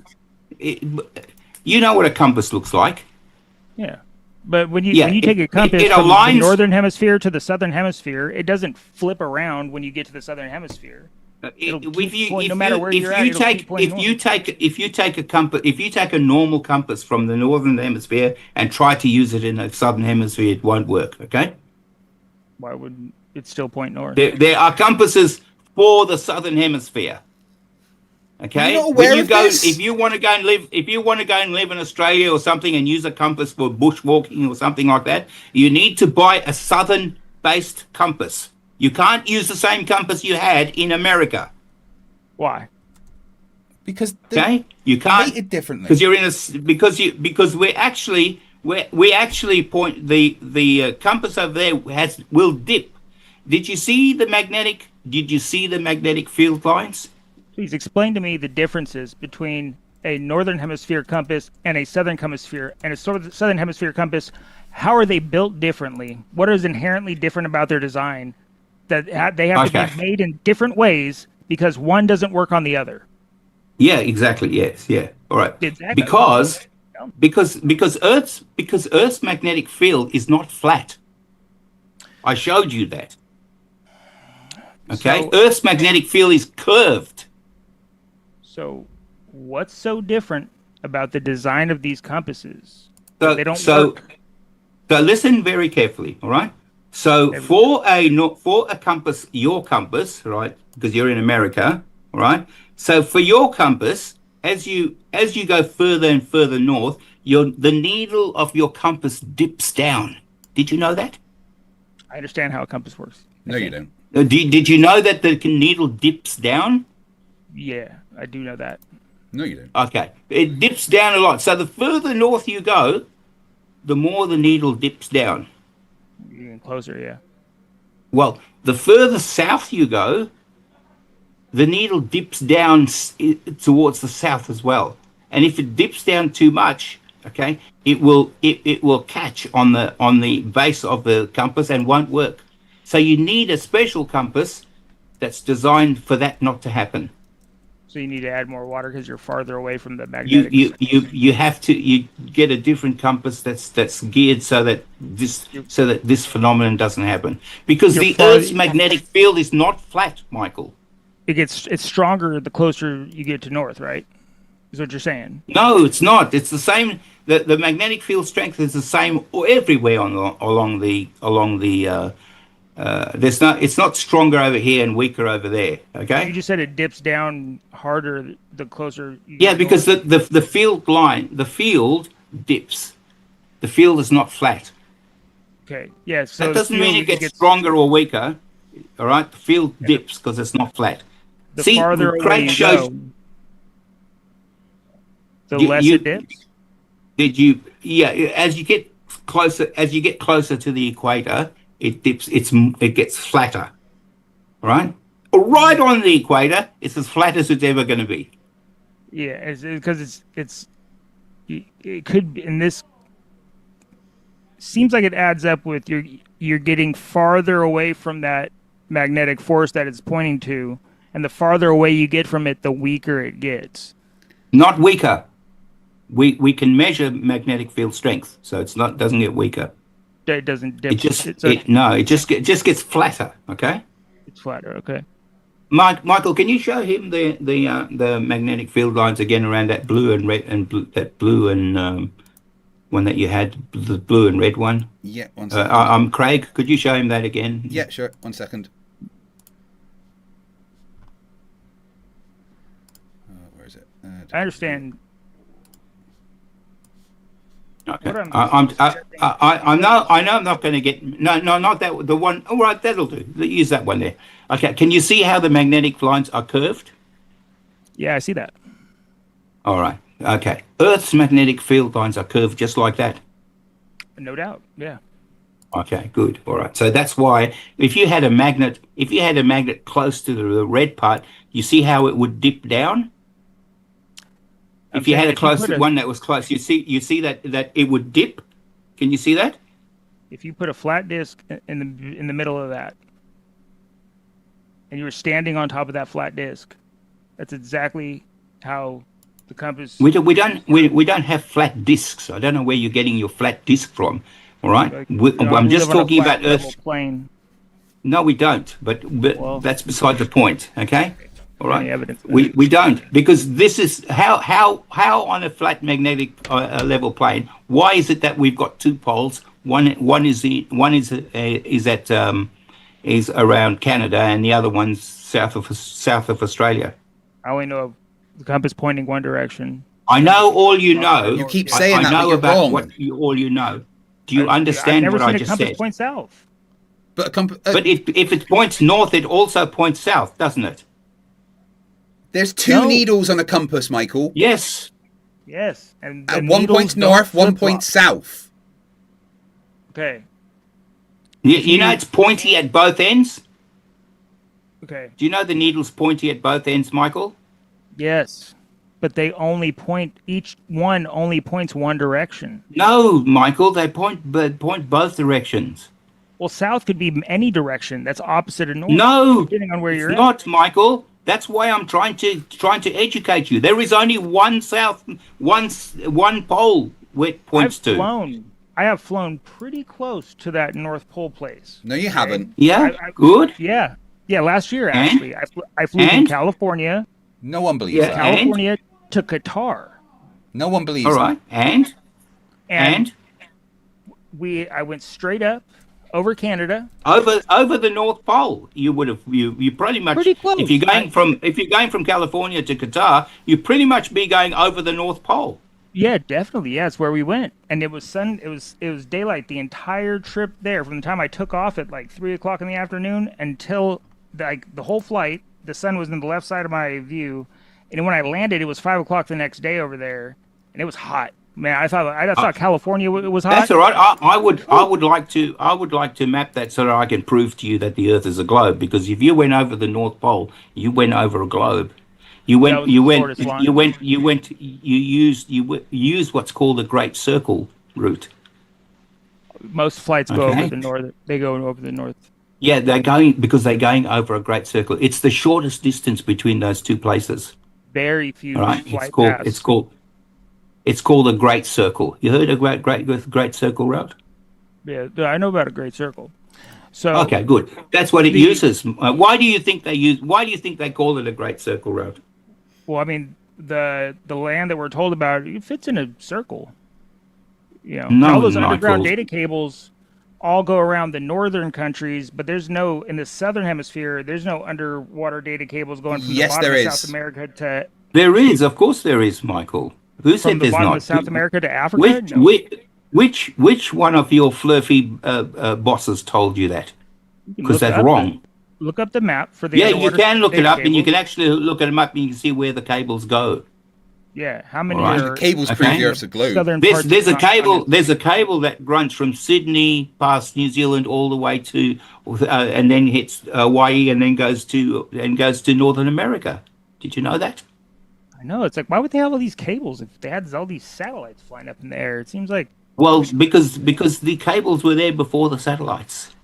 You know it. The LORAN was All right, there before the GPS. satellites are improving more and more and more. Okay. They're getting there. Yeah. So,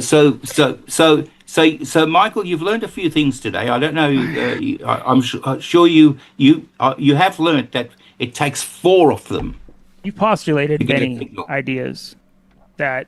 So you know now that it takes 4 of them to get a signal, and you can test that my claim by looking it up, right? What I don't know What don't you know?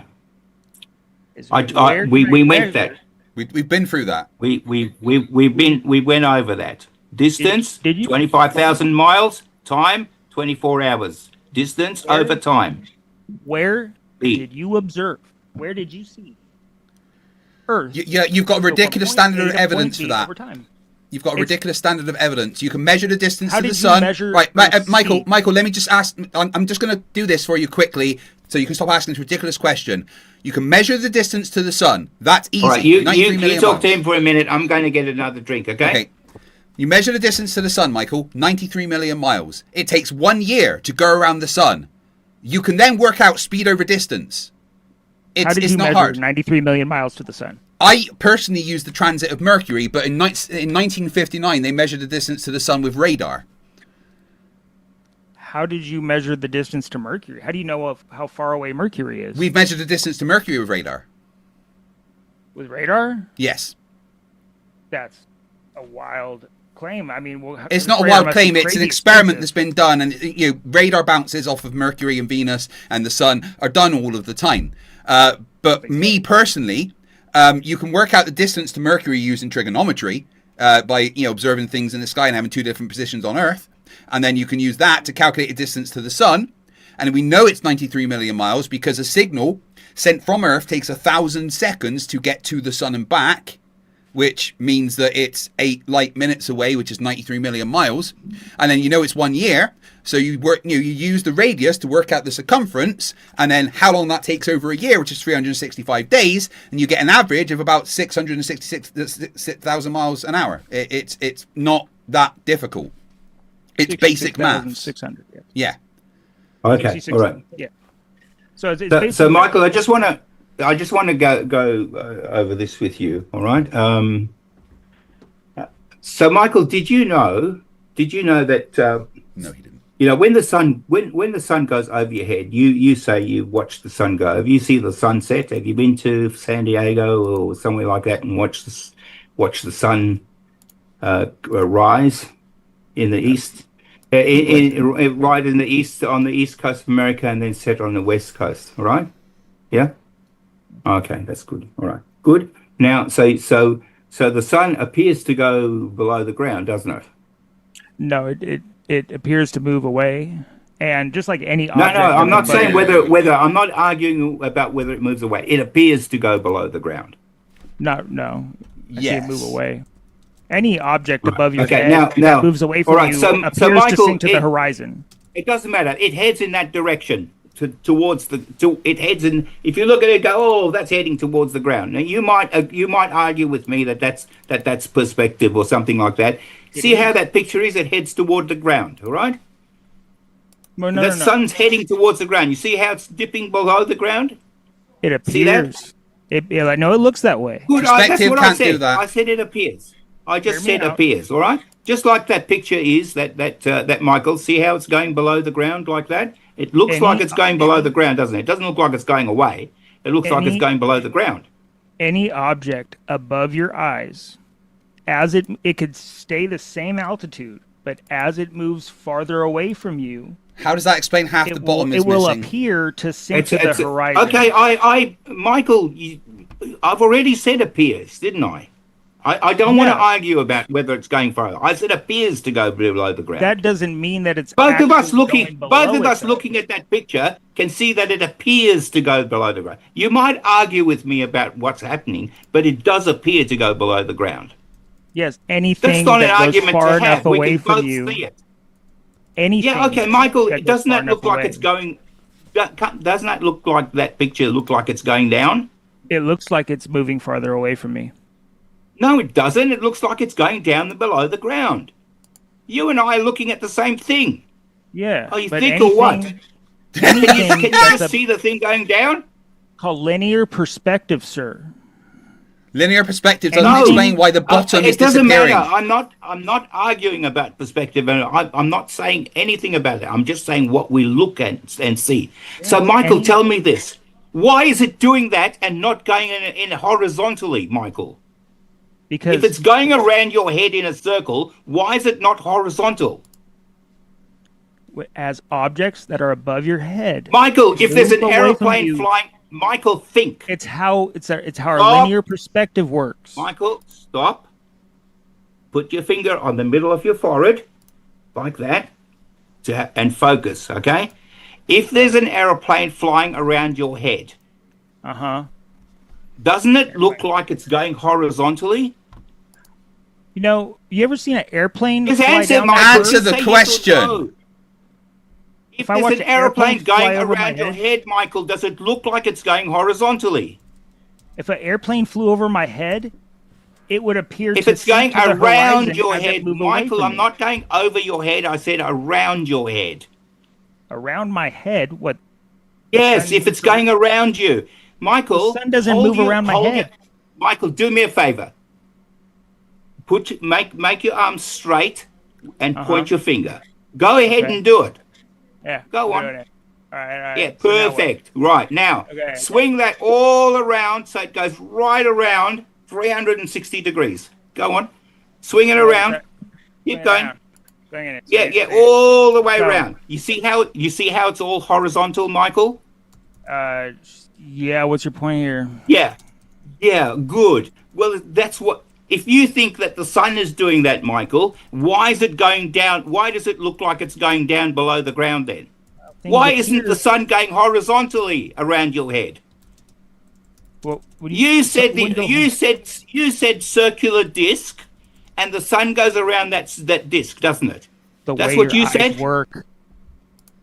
Does the sun go around does the sun go around that disc or not? Yes, it flies above our heads. Good. Well, then, Michael, it's going around. That means it's the same as if an aeroplane was going around you. Why isn't it horizontal? Why is it going down below the ground?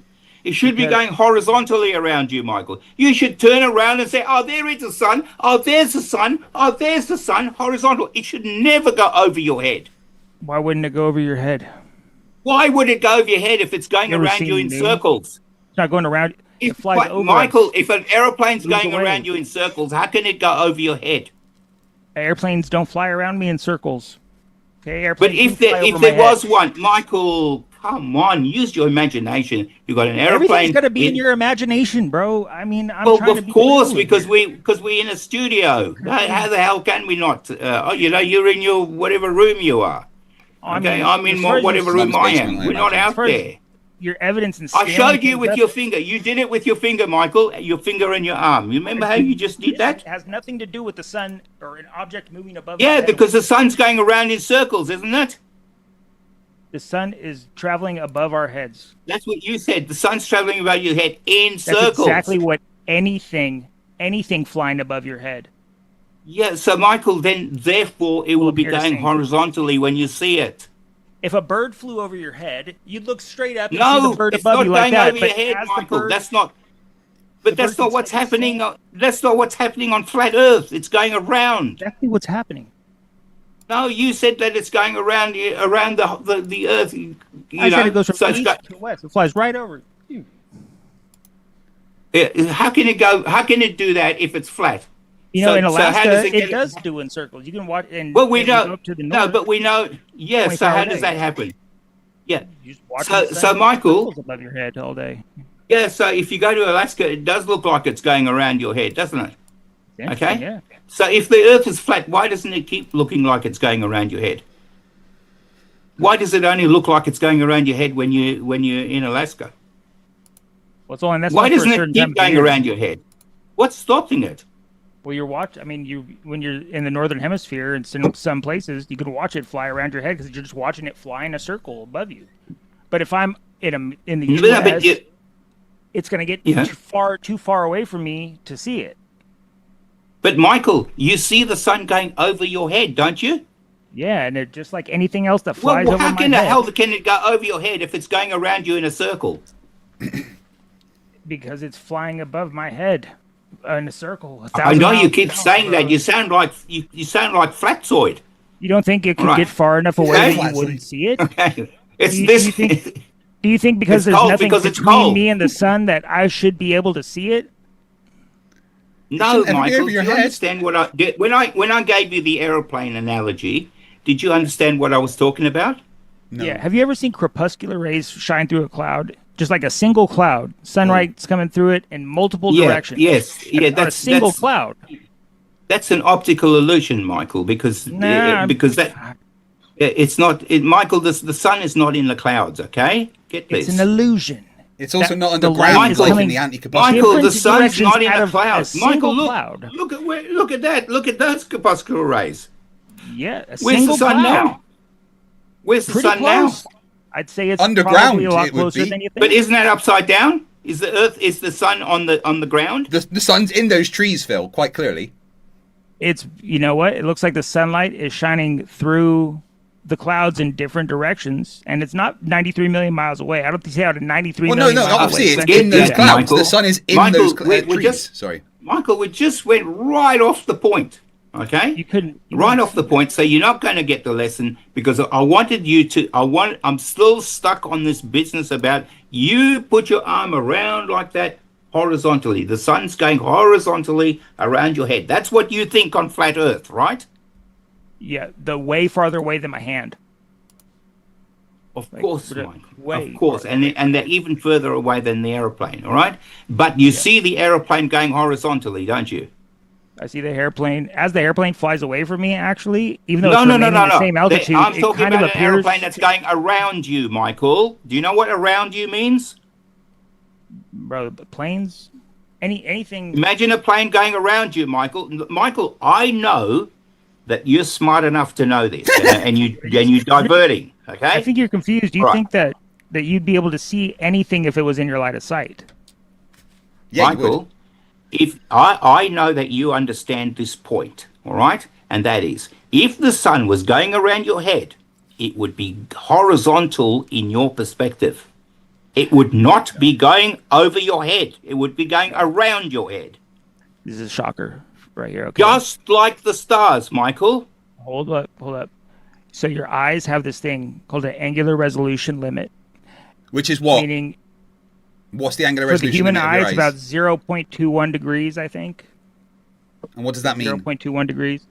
That means that in your field of view, if it's 0.21 degrees or smaller, your eyes can't detect the distance between the top and the bottom of it. It can't really connect. It's too small. The angular size of it is too small for your vision to distinguish. That's It not might angular be in size your means. field of view. There could be nothing between you and that object, but if it's too far away, you wouldn't be able to see it because your eyes have angular resolution limits.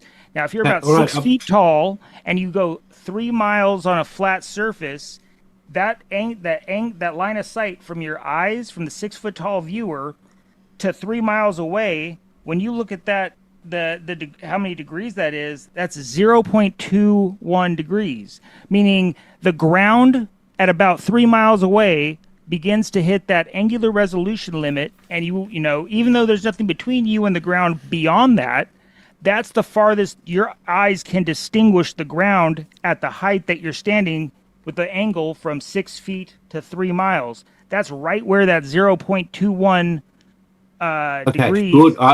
And Just don't a move limit your to- arm. Just keep your arm where it is. Come on, put your arm back. Put your arm back where you had it, pointing. You put a basketball 4 miles Michael, away, you won't Good, distinguish it. Michael, keep your arm pointed like that. See, Okay. see how mine is pointed. Keep your arm pointed like that. just Now, like the ground? sun. If the sun is going around you, Michael, it'll be going horizontally if it's flat. It doesn't matter how small it is, Michael. If it gets It smaller can- and smaller and smaller till you can't see it. When you do see it, Michael, it's not, and you think it's not far away enough, and you do see it, it should be going horizontally. Which part of that is too hard for you to understand? It's not going to go over your head, Michael. Never seen Right. noon. Never been outside a sunny day, looked up and seen the sun like baking. Yeah, exactly, Michael. That's the Definitely problem. goes above your head. Michael, that's the problem. It should be over there, not over your head. Unless you are directly underneath the path, Michael. Above you. That's the problem, Michael. It shows that you're wrong. If it's over your head, then you can't be right. Everywhere on Earth has solar If it's noon where going the over sun's your above head, you. it can't be right. Okay, it's got to be over there in the distance, horizontally, Michael. That's what it's got to be moving. You watch it move from east to west, right? Michael, if it moves from east to west, that's fine, but it's got to move that horizontally. Do you understand? It can't be going down. I didn't say it's going down. Well, it can't even look like it's going down. So no, that's where you're wrong, because objects that are above your head can remain the same altitude, but as they move away from you, Yes, they Michael, will but what about appear- this going? Michael, listen, please. What happens? In the morning, you wake up and you see the sun in the sky. That sun must be going horizontally. At noon, it'll be over there. At the Is my hand afternoon, going it'll be down? over there. Horizontally, Michael. Hey, is my hand going up and down? Michael, is that how the sun moves on flat Earth? Is my hand going up and down? Yes. Listen, Michael, does the sun just move moved it up. like that on flat Earth? Why Or does it move in circles? What? Michael, does the sun move in circles around flat Earth or not? Yes, very big ones. Right, then why isn't it going horizontally? What do you mean it's not Just going like a horizontal? plane going around your circle. I'm not going to get off this point, Michael, because a child can understand this. Can I try, Phil, to explain to him? East to west Okay. wouldn't be horizontal. It'd be a curve. Michael, It'd be Look at this flat disc, right? Right. For you, the sun's like here, going around like this. Okay. Right.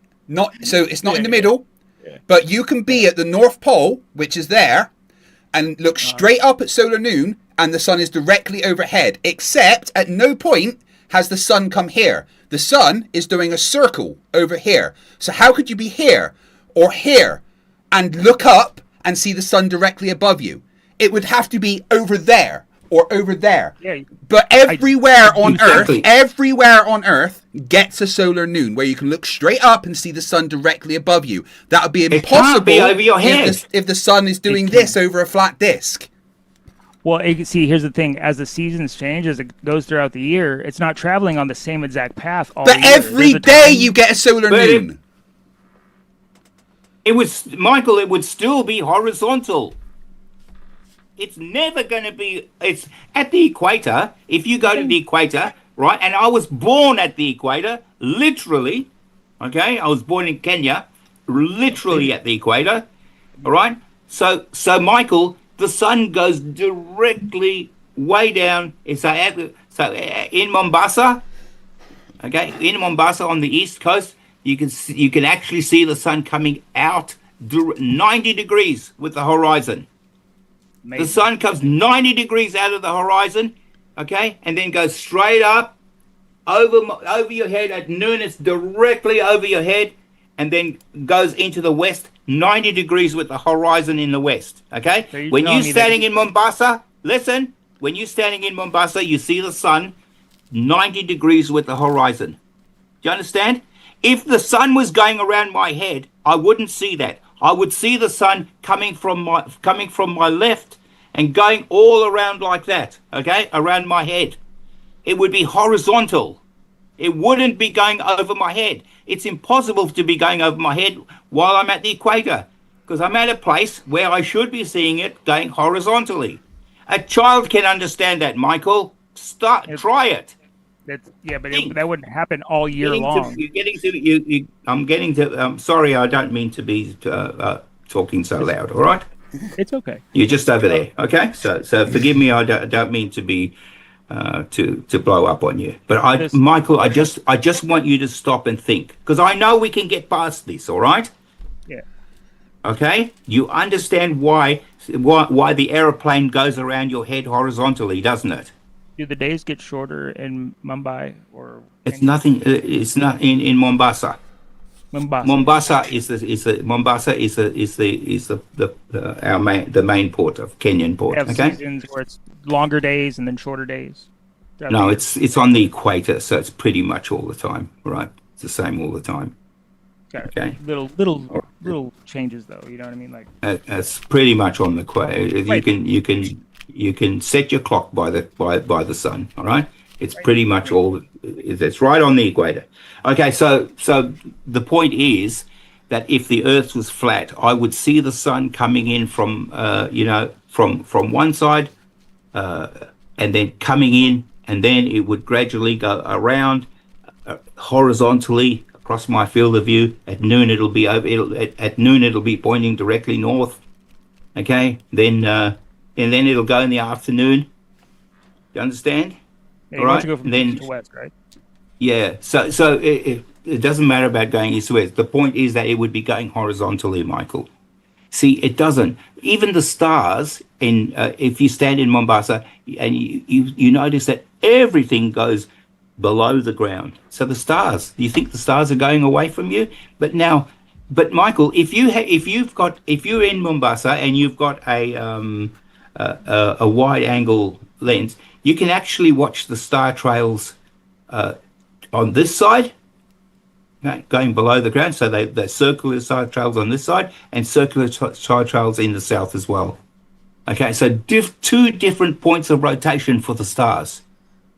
Okay, you can see that if you have a wide angle lens while you're standing on the beach in Mombasa. So you can see that you can see that, Michael. They should be going horizontally if they're all going around the same pole. Hear me out. I'm holding a compass. This direction, say I'm facing north. Behind me would be south. Yes. This would be west, this would be west, and this would be east, right? Good, yeah. Okay. Yes. This would be west. This would be east, right? Good, yes. I watch the sun come from east to west, and that's over your head. That's a horizontal line, right? Michael, it shouldn't be going like that if it's going around a disc. Michael, but isn't it going around a disc? But how would it appear to me? Yeah, to appear to you if you're going horizontally if it's going around a disc. Michael. Yeah, right? Yes, Michael, but it wouldn't be going over your head. Do you get it?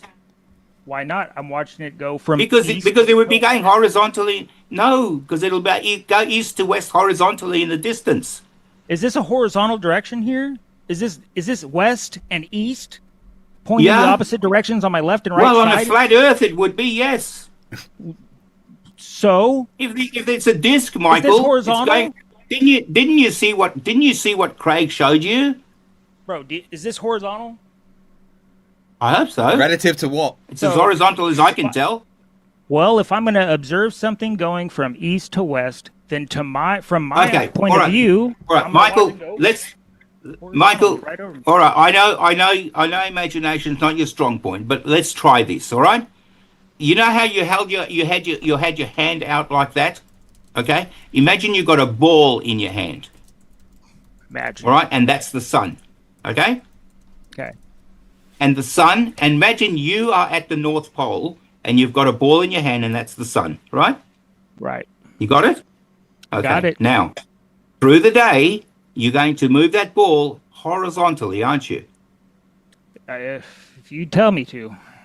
No, well, do you get it? I'm not trying to. I'm trying to get you to think. You're at the North Pole. You're a super god holding the sun. I don't need to be. I mean, well, you're pointing at the sun then. All right. You asked me why. Actually, when you are close to the North Pole in the summer, you can see the sun going around your head, can't you? In the north, yes. The sun doesn't go over your head in the summer in northern Canada, does it? No, you're watching it fly around in a circle above your head. It does that. Yeah, exactly. It doesn't go over your head, does it? Well, I mean, maybe at some point it does. If you're like no, it doesn't, Michael.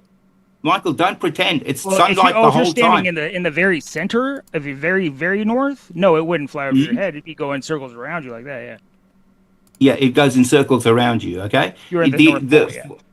Yeah. Yeah. The only time you'd be so Michael, if it's a flat Earth, then it would keep doing that, wouldn't it?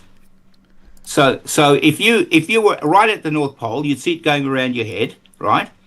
Okay, and you'd be able to point at the sun horizontally, wouldn't you? You'd be like, yeah, look, You- there's you- the sun flying around my head like that. Oh, good. Yeah, exactly. There's the sun. There's the sun. So maybe a few degrees off the horizontal, you'd see the sun going around and you're round, in right? The very center Okay, of the now. map, yeah. Yeah, now, let's say, for instance, you now go south a little bit south, okay? Maybe 10 degrees south from the North Pole. Yeah. All right? Wouldn't you still see the sun going around like this? No, you'd be How too- would you see might- the sun? It could get too far away. Yeah, if it's too far Michael, away. we're heading closer to the sun. We're going 10 degrees closer to the sun. All right? If you're going south, if you're moving away from that center, We're on a flat Earth, remember? yeah, you'd be moving. Okay, we're on the flat Earth, and right at the pole, you saw the thing going around your head, about 10 or 15 degrees off the horizon. Okay. Now, if you keep going, now you go south, going closer to the sun. The sun's still going to be it's still going to be there. You're still going to see it going around around like a disc, aren't you? Well, you'd And if you eventually go get further, you're still going to see the sun because the sun isn't right there, is it? But if you keep going further, you'd be too far But away. it's never You gonna- wouldn't be 24 hours. But it can't be going over your head, Michael, if it's right there in the distance, going horizontally. Yeah, no, you see, because You the see, angular that doesn't work. That could only work if the Earth was a ball. objects can be obscured even when there's no physical barrier between the viewer and the object. How's that, Michael? Because Obscured with what? your eyes have a angular resolution limit. That doesn't Meaning- obscure things. That makes things disappear in It does totality, not obscure from the things. bottom. No, it doesn't. So how far? So Michael, when you're looking at stars at the so you standing in somewhere in California, okay? Yep, okay. And you look and let's say you look directly west, okay? Okay. All right, at nighttime, and you see some stars at the horizon, Aside. okay? Yeah, Okay. Yeah, you can see stars right near the horizon, right? Okay. Yep. All those on flat Earth, all those stars should be going around the North Pole, right? I see Polaris all year. Yeah. Okay, they should be going around the North Pole, all right? Okay, so during the night, you let's say, for instance, you're looking directly west, okay, all right? Yeah. You're looking directly west. You see the stars at the horizon. Later on, you go there. The star's no longer there. Where would it be? Farther away. They're The constantly moving. sun's going further away. Yeah, I thought it was going around. It is. Isn't it going around in a circle? Something can be above your head, and you don't. And just because there's nothing between you and the object doesn't mean that you would automatically be Michael, able to see it. Listen, Michael. It was there. I'm not saying you can't see it. But you can see it's over there, right? Can't see it. If it's too far away, you won't see it. Michael, it's It's on a a fact. flat Earth. Michael, flat it's Earth. on a flat Earth, and you come out, right? And you come out, and I want to see the stars. I want to see the star. The star. I saw the star directly east. You're on a flat Earth, remember? Okay, directly east. Now you come out 15 minutes later. Where would you think that you would see the star if you were on a flat Earth? Where do you think you would see the star if you're on a flat Earth? Come on, you can do Where it. would I see? Where would I see? What star am I looking for? A star that's directly west. If I'm looking in at California, you're standing on San Diego Beach. Okay, you're looking at a star. You're looking at a star directly west. you think I just know the constellations like the back of my hand? No, Michael, stop and think. All right, stop shaking your Anything head. that you You're see above scrambling your brains. eyes. Okay, where your eyes see things Yeah. is not always a direct line of sight straight to them. Okay, that's Thanks for that's fraction. beside the point, Michael. If you watch just an seeing- airplane you're fly looking at- away, how far Yeah, does it Michael- get before you can't see it? Michael, are you not understanding what I'm getting at? Is there anything between you and the airplane when you're unable to Michael. distinguish it? No. Michael, Focus. I'm telling you. You You see asked the me why Star? star? Light coming from it. disappeared. Michael, just focus, all right? You can see the star directly west. Do you get that bit? Just because it appears to be right above the horizon, that's not a straight line between me and that star. It doesn't matter if it's straight line or not, Michael. I'm not It concerned does, 'cause about that's that, what, right? That's what you're suggesting. No. You think- Right, guys. No, but Michael, I'm just saying you see the star. Your eyes You're- see the star directly west. Do you get that?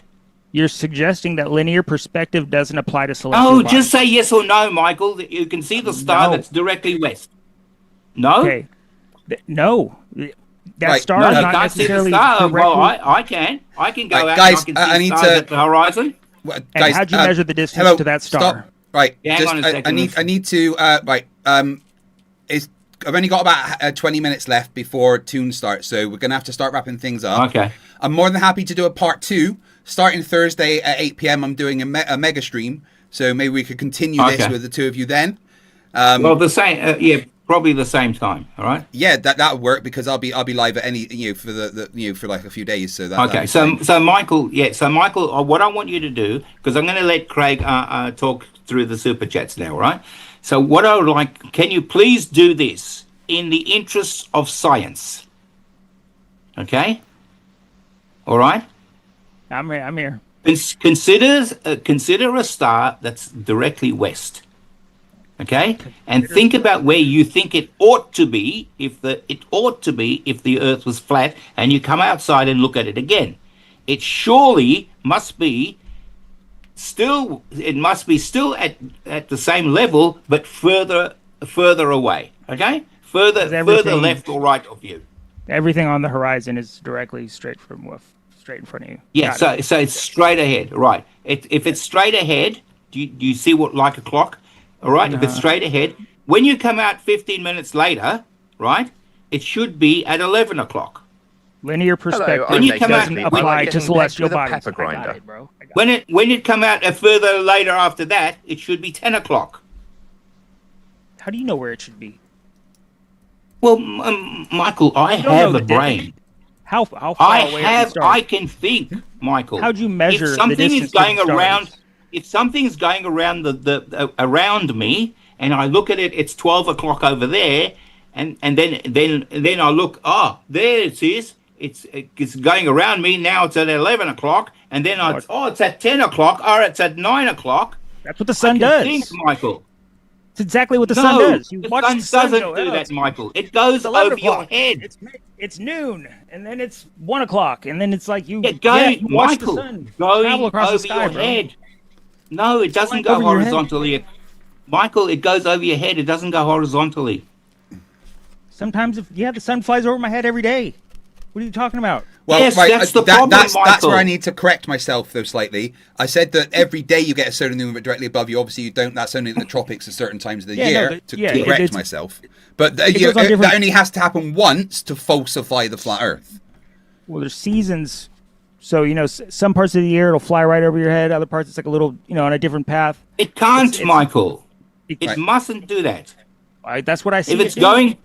going in a distance and it's going around in a circle, it'll be going horizontally, Like I not said. all right? Right. That's what I want you to have a think about. They that. measured it, right?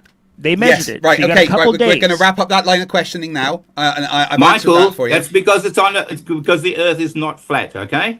How do I Right, measure this? Right. Professor Phil. How do I measure it? I gave you that. Probing Time's got I a gave question. you that, Michael. Phil, Probing Time's got a question for you.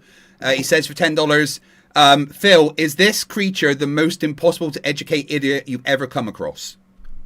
Oh no, I don't want to say that. I think basically he needs to stop shaking his head because that Yes. definitely doesn't work for Yeah, it's him. gonna fall So out. stop doing that. But Michael, I know you can do this. You know said that things Isaac going Newton. around you, Michael. I know that things going around you are going to go horizontally. I want you to put that sentence in your head and think about it. They can't be going over your head. They're going horizontally if they're going around you. You said that the smartest guy, Isaac Newton, proved this, and he did experiments, and he measured it. You said he measured it. Okay? He didn't say I Isaac want to Newton know did. how can I measure, or how do you measure the speed of Earth? I've No told you problems. that. I told you, Michael. I Yeah. already went through that. You And know I that did. the Earth is 25,000 miles around. And we know that the distance to the sun I is know. 93 I don't million know how miles, and it big the takes Earth is. 365 Well, days. you That's can measure that. 66,000 miles an hour, I have right? no idea how much Earth there is. Well, No, I do. We're just talking about the rotation of Earth, Craig. Yeah, well, he's I've on flown about to the speed Qatar. of Earth, though. Done- He wants to know how fast the measure the Earth speed moves of through Earth. an Yeah, orbit as So, well. so are we talking about going around the sun, or are we talking about the rotation? Which one, I'm talking about Michael? Earth. Yeah, or the speed that they claim Earth is going around the sun. How did you measure? Okay, all right. Going around the sun's 6,000. different, all right? Yeah, So, how do you so measure I was that? I was talking about rotation, all right? Right. Okay, well, so maybe it takes.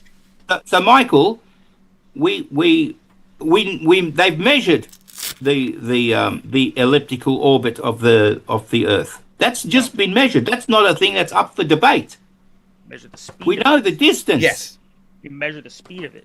Yes, we have. No, yeah. we measured the distance.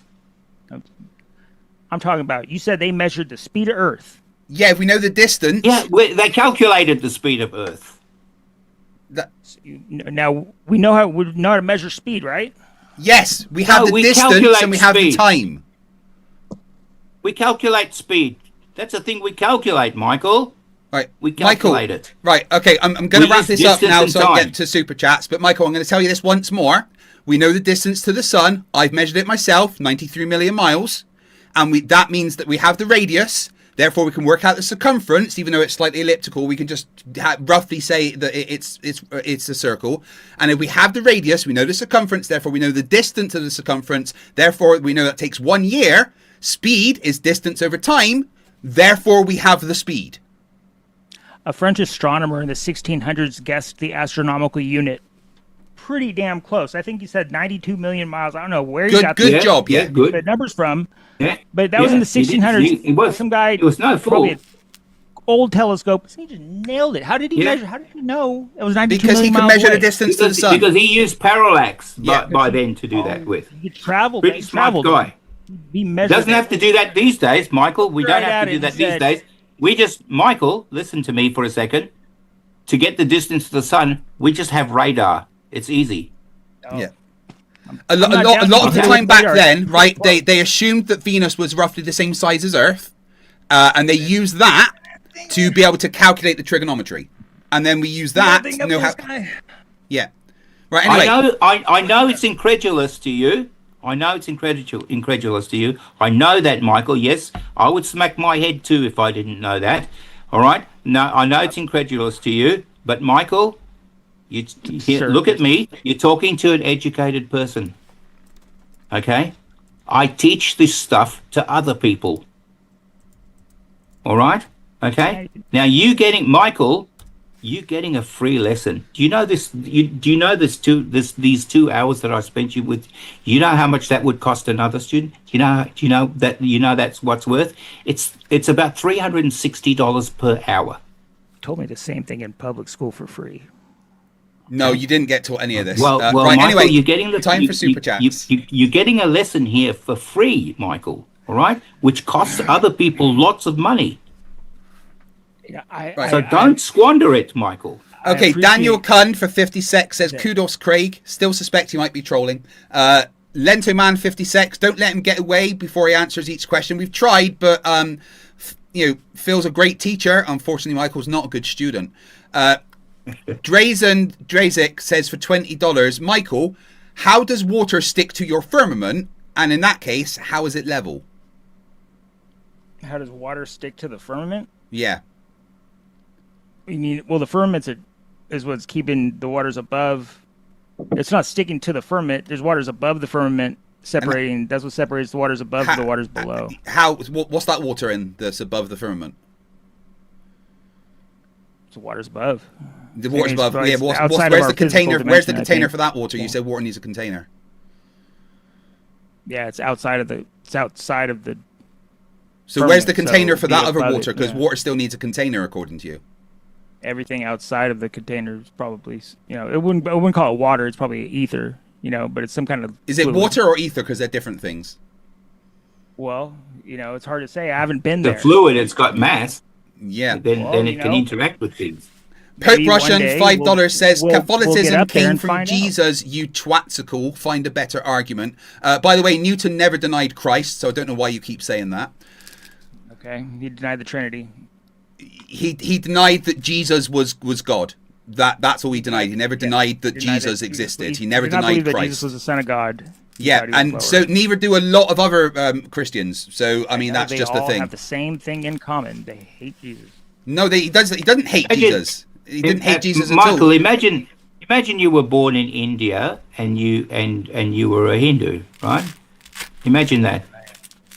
You would think you would be arguing with me about all of the 1,000 gods that the Hindu people have. Yeah. And would I? Okay? Yeah. And you'd be arguing that. You wouldn't be telling me that there's a Jesus or anything like that. I wasn't trying to You'd be convince telling- you that. I wasn't trying to convince you or convert you to Christianity. No. But if you were an Indian, you'd be talking about Shiva, wouldn't you? No. But to No, be see, clear, I'm not trying Michael, to push my Michael, to be clear, Michael, to be clear, No, I didn't say you were. denying the Trinity Your is not beliefs are a denying. function about where you were born. Hold on. Denying the Trinity is not denying the divinity of Jesus. There's no evidence that any of these people hated Jesus. That's just something you've made up. Icy Spin for $2 says Krakatoni inspired him to do a volcano infographic. Michael, did you also draw that crayon picture on your door? I did. That's awful, just so you know. Max for the 75 UUs says Peter built the Catholic Church. You get super hell. Revelations 21:8. And all liars, that's you, Michael. Also, this is not a true Scotsman fallacy. Correct, though. Max wants to debate you. We'll see if we can get that done this weekend as well. F Grudge says for €10, a person we are not entirely sure existed is Pythagoras. The first detailed biographies of him were written 150 to 200 years after his apparent death, and they were all filled with legends. So, you've got all of your facts that you come up with, Michael, are wrong, especially the they all hated Jesus thing, because that's just something you've made up. Icy Spin for $2 says, what could Phil show you to change your mind? He could tell me where I can observe. Earth. We've done that. I've explained that to you. We did that already, Yeah. Michael. So by your I've seen own Earth. logic, you have to change Michael, your mind. look back at this video so that you can learn how that happened, all right? 'Cause Right, we Michael. told you about 4 or 5 times. Michael, if you're standing on a merry-go-round, right, is the merry-go-round moving or is the world around you moving? Because if I look down at the merry-go-round, it's not moving compared to my feet. The rest of the world, the earth, is moving around me when I'm on the merry-go-round. I'm sorry. Relative motion is the thing. I mean, I can. What we see. Shut up! I'm talking. Shut the fuck up! I'm talking. Shut up, Michael. Michael, shut up! I'm talking. What we see when we look around us is what we would expect to see if we were on a rotating thing. All right. Now, Michael, when I'm talking, you shut up. I've got to get through these, so you speak when spoken to, like a good boy. Okay. All right, Goofball. Let's not shout at him. Goofball He's for just another human $4.99 being. says. Let's treat him. Let's Goofball- treat him nicely. Okay. Yeah, I'm past that. Goofball for $4.99 says, suppose Earth isn't a globe. Suppose you have evidence that the Earth isn't a globe. What makes the Earth flat? We never got to the evidence for the flatness of it. So, Michael, what evidence is What there that shape the Earth would is it- flat? Well, there's only one up, one down. No, there's not. Actually, measurements show the parallel plumb bobs diverge. So Really? up is relative to where you are. There's measurements of that have been done by people in my community. Plumb bobs diverge, therefore up isn't just a universal thing. Everyone, wherever you are, is your local up. Your up is different from At my least you- up. So you're wrong. I there. got to hand it to you. You haven't been chanting Oakley's little chant about Earth is measured flat. He says he distance doesn't is know flat. who Oakley is, but I don't believe him. Oh, okay. Aaron for $2.99 says, explain the southern celestial pole on the flat Earth. Michael? What southern celestial pole? The You don't where know the about stars that? rotate around the point in the No, south. Michael, let me tell you something. If it's The- on the the- edge of the- the dome. And The stars are Southern moving. Cross. Do you know what the Southern Cross is? Yeah, it's constantly The moving. Southern Cross is a constellation that us people who live in the south, like I do, can see the Southern Cross at night, and we can actually use the Southern Cross and the pointers to tell exactly where the geographic South Pole is. All right, we can use those stars. When you're children, all right, when we're children, we get taught this, to use the Southern Cross and the pointers so that we can tell where south is. So that's how we know where south is, better than any compass. Yeah, it moves. Okay, we to be tell clear, Michael, when you look at the north celestial pole, the stars rotate clockwise around it. When you look at the south celestial pole, stars rotate counterclockwise around it, and they're completely different stars. That makes no sense on a dome. So the Southern Cross doesn't go horizontally around us, No. The Southern Cross just turns upside down. Yeah. F Grudge €2 says, "Put me out of my misery." I'm sorry. You chose to watch this. Rachbot for $2 says, "Yes, you basically stole my money. Well, you're AI I created, and you've given me it back." F Grudge €2.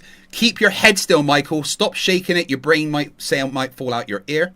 Inquisitive Infidel for $5. "If I'm sitting in the car at night and I watch street lights go by, how can I tell if I'm moving or if the lights are moving, Michael?" You're watching street lights go by? Yeah. How do you know if you're moving or the street lights are moving? Because from your point of view, the street lights are going backwards. You look at your speedometer and it'll tell you if you're moving or not. Or the speedometer could be telling you how fast the street lights are going. What if you didn't have a speedometer in your car? How do you know if you're moving? Isn't it amazing or this camera can move me around? I know. NA I for don't know bacon. If it's the camera or it's Zoom. It's also when it does that. NA for bacon has been a member for 69 months. 69, dude. Thank you very much, dude. Icy Spin for $2 says, "What's next to your guitar back there? Is that an exhaust pipe you've got sitting on your door?" Yeah, it's time for smog, so I had to take the aftermarket downpipe off my car and put the stock one on there. Cool story, bro. Inquisitive Infidel, $2. 1986, a plane flew non-stop around Earth in 9 days. Oh, yeah, you were saying no one's ever circumnavigated Earth. Well, in 1996, world record for circumnavigating around the equator without turning. One more orbit, did it from north to south, flew around the entire planet, heading in just one direction without moving. It's been done many times. You could just have researched these things and not look like a complete dumbass. Max says for 30 UUs, "Stop lying about the South, you asshole." Max really wants to debate you, so we've definitely got to get that sorted. 3-1 for $2 says, "How do you find more and more incompetent Flerfs?" Michael contacted me. I know, right? Rachbot, $5 says, I would like to talk to Michael a bit more because yeah, we will definitely get that done this weekend, 100%. Okay. All right. Rachbot for $5 says, "Are you a parking ticket? Because you got fine written all over you." Thank you very much. I did hit a new bench press PB of over 100 kilograms, so I'm feeling pretty happy right now. F Greg for €2 says, "This one takes the cake. You owe me a new face." I gave everyone a disclaimer at the beginning of this stream. You watch at your own peril. Ilayets for $9.99 says, "Michael, you absolute tool. How the hell would anyone put up a cell tower in the middle of Pacific? Use your damn brain." And again, I can tell you, as someone who has sailed every ocean on this planet, there is not a bunch of towers. There is sometimes it's hundreds and hundreds of miles between any kind of buoys. So you're wrong about that. Green tea coffee. You lose cell service out there? Yes, but I still had GPS. And we had internet because of satellites. Did you have a gyro compass? And yes, Michael, my ships had gyro compasses. Let me say something. Let me say something, please, Craig. Yeah. And Michael, don't forget this, because this is what we've learned today. That it takes 4 signals to get a fix. Okay. 4 GPS signals. So so in the middle of the ocean, wherever you go, mile after mile in the middle of the ocean, there must be 4 towers to get the GPS, because GPS works in the middle of the ocean. I'd like to see these. I'd like to see this proof that there's cell phone service everywhere in the ocean, because I said there isn't cell phone service. There's GPS. They are different things. You got my back on this one, man. GPS is not cell phone service. It's satellites. It's not cell phone. You have an internet. You have a satellite phone when you're at sea, but you don't get your cell phone service. They're different things, but you still have GPS wherever you are. My phone would not technology pick up any beyond our- cell phone or internet, but it did have GPS on it. I could use the ship's satellite internet to get internet if I wanted, but that was very limited. It was 20 years ago. All right, Green Tea Coffee for $2 says, Craig, where did you find this putz? The internet is full of idiots. Abeless for $2 says, Michael, what do the letters GPS stand for? Ground positioning system. What do they actually stand for? I mean, I think they stand Why don't you call Garmin? That's the people who make those receivers, and ask them what GPS stands for. Stands for What do you think Global they'll tell you? Positioning System, How not did they ground. do it before. Loran was not GPS. You couldn't get the same kind of fixes. It's a completely different technology. Near Cole for 41 months has been a member. Says, hey there, Craig. A donut, a bit like most Flerfs. Keep up the good work. Thank you. Wit a Cray Scree for £5 says, bring his ass to me, Professor. I demand it. There's a lot of people that want to debate you, dude. Mozzie Cott, who's been a member for 27 months, says, this guy can't be for real. Smells fishy. I think he's a genuine Flerf, which is scary, I know. Leto Man for 50 sec says, I admire Prof. Phil's patience. I'd love to attend one of his lectures. Well, he is awesome. We all know that. Sunnies for 20 sec says, Michael Aftias is the new face of stupidity. I'm not going to disagree. Steph Tom for €2 says, very good. Thank you, I appreciate it. Tim Davidson for $5. A great circle route is preferred, but I've been known to take an average of an even mediocre circle route when times are rough. Badumch. Free Ron for $2 says, everywhere I am, I see Earth moving from A to B. I know he doesn't understand relative motion. It's kind of a blank spot in his brain. Tim Davidson for $5 says, we've measured it with radar, we've measured it with Hawkeye. BJ, we've even measured it with Klinger. Pick a mesh character and I'll measure it with them. Those are words he didn't understand. Don't worry. Sustaining Nimbus 199 says, this entire conversation is over Michael's head.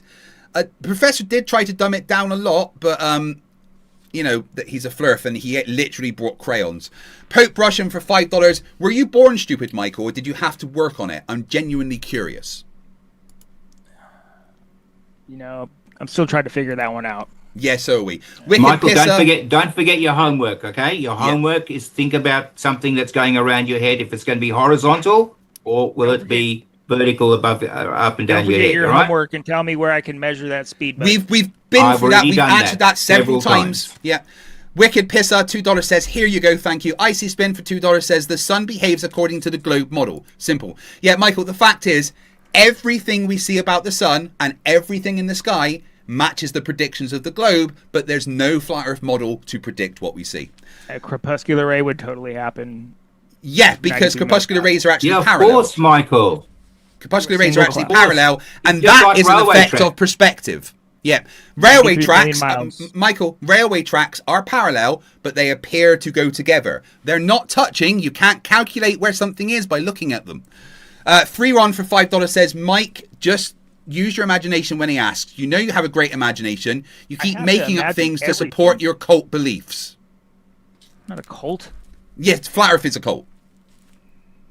By the way, you've Well- done a nice book there, okay? The illustrations are great, and I do like the equation for speed. Yeah, guys, more please in stop sending me super chats. I need to get through them so I can we can get over I'd to like the to tune. see the rest. Tim Davidson for $5 says, when Luke talks to Vader without his helmet, you can hear rifle fire. But Luke's the only rebel on the base. Stormtroopers fighting for escape pods. Well, thanks for that, Tim. F Grudge for €2 says, challenge, find a dumber Flerf than this one. Maybe Flatzoid. Not sure, though. Goofball Turbo for $4.99. Michael, if the sun is 3,000 miles above the flat Earth and is 1 degree above the horizon just before sunset, how far away is it using trigonometry? Is 3,000. I have no idea how tall, how high up the sun is. I haven't been there. Well, I've measured the distance to mean- the sun. I know where it is. It's 93 million miles away. F Grudge for You're 2 93 euros says Why- miles ruler, right? you don't need a ruler to measure. You can use trigonometry. F Grudge says for €2, the Flerf got Professor Phil to raise his voice. Phil did well. Everyone should give Phil a round of applause. Goofball Turbo for $19.99 says, in December, if you were in a southern city like Ushuaia, the sun will rise in the southeast, swing around to the north as it rises, and then swing south and set in the southwest. How would that be possible if the Earth were flat? It's exactly what would happen. Yeah. Using what model would you get that prediction? I mean, there's no flat Earth model. 24-hour sun in Ushuaia, and Ushuaia is supposedly a lot closer to that South Pole than a lot of places are in the north. And the sun does exactly what we predict it to do. Nick Wall says for £2. 24-hour sun down there. Ask the 24-hour sun is what the globe predicts. Right, so ask the Flerftard which flavor crayon he prefers to eat. Is it the purple one you like the most, or? I hear purple is the breakfast of choice. Right, S. Chizzy for member Michael, for 64. Sorry. Can I just say something to Michael, please? Yeah. After that comment about me raising my voice. Michael, I apologise if I raised my voice. No, you did well, Phil. Okay. You did well. Shesdy49, who's been a member for 64 months, says, how often does Michael get hit in the head? It must have happened a lot. JSS Tiger for $5, the waters above are just rain clouds. That's it. Connell Silverfur has been a member for 65 months, says, thinking about expanding the conspiracies fight. I like fighting all conspiracies. Like, Trump has a brain is a good conspiracy. Demoser from 1999 says, Michael, if you change the size of your tires, is your speedometer still accurate? It depends on how big of a change in size. I think it would. You would have to recalibrate your speedometer is the answer, okay? Lento Man for 26 says, speedometer, like a ring laser gyro on Earth. That's over his head, dude. Right, we're nearly there. Gary IOW for £5 says, how does he get through the day without injuring himself? It is a mystery. Connell Silverfur for $2 says, Mike, what is the speed of Earth at the North Pole? What is the speed of Earth's rotation at the North Pole? Earth doesn't have any speed. According to the globe, what is the speed of Earth's rotation? You've got to stop saying silly things, okay, Michael? You're an adult now. Michael, you're an adult. Stop saying silly things, all right? Next time we talk, I'll explain to you how we know that the Earth does spin, okay? Remember I mentioned Coriolis and the gyro compass? How to measure the speed of Earth, okay? Yeah, we've done that. Last super chat. We're talking about the rotation of Earth, right? $5 if you from Time says, if you want to measure it yourself, learn elementary school geometry first. Right, guys, thank you very much for the super chats. Right, Professor Philip Bell, thank you, and Michael, thank you. I'm going to end the call now, but I will arrange for you to have round 2 because there's so much more we need to go through. We do, and I actually quite enjoyed your company, Michael. Even though I had to go over things a few times, but that's okay. That's teachers have to do that. So listen, let's come again so that I can explain to you how we know the Earth spins. Okay. Excellent. And maybe you can show me where to measure. We've done that. You keep asking the same question. We've already done that. Anyway, I told you about that, but I'll explain to you how we know this. All right. All right. Have a great day, guys. I will speak. Michael, shut up. Yeah, I'll explain that bit too. All right. Thank you very much. I'll be waiting for it. You have a good day, no Phil. Problems, Michael, you just come back. You go to bed and rest your head. I'll speak to you guys later. Peace. And Michael, stop shaking your head. It's not good. Oh my goodness me, that was something else. Guys, thank you very much. Stay in the chat. You'll be automatically redirected over to Toon. He's about to debate 33 UC. Thank you for an awesome stream. And I'll be back on Thursday at 8 p.m. to start a new membership drive. There's going to be lots of stuff going on. Thank you very much. Alice from Aviation just joined and immediately thanks, Bob. Stay in the chat. You'll be over to Toon. Remember, stupidity's not a right. Fight the flat earth.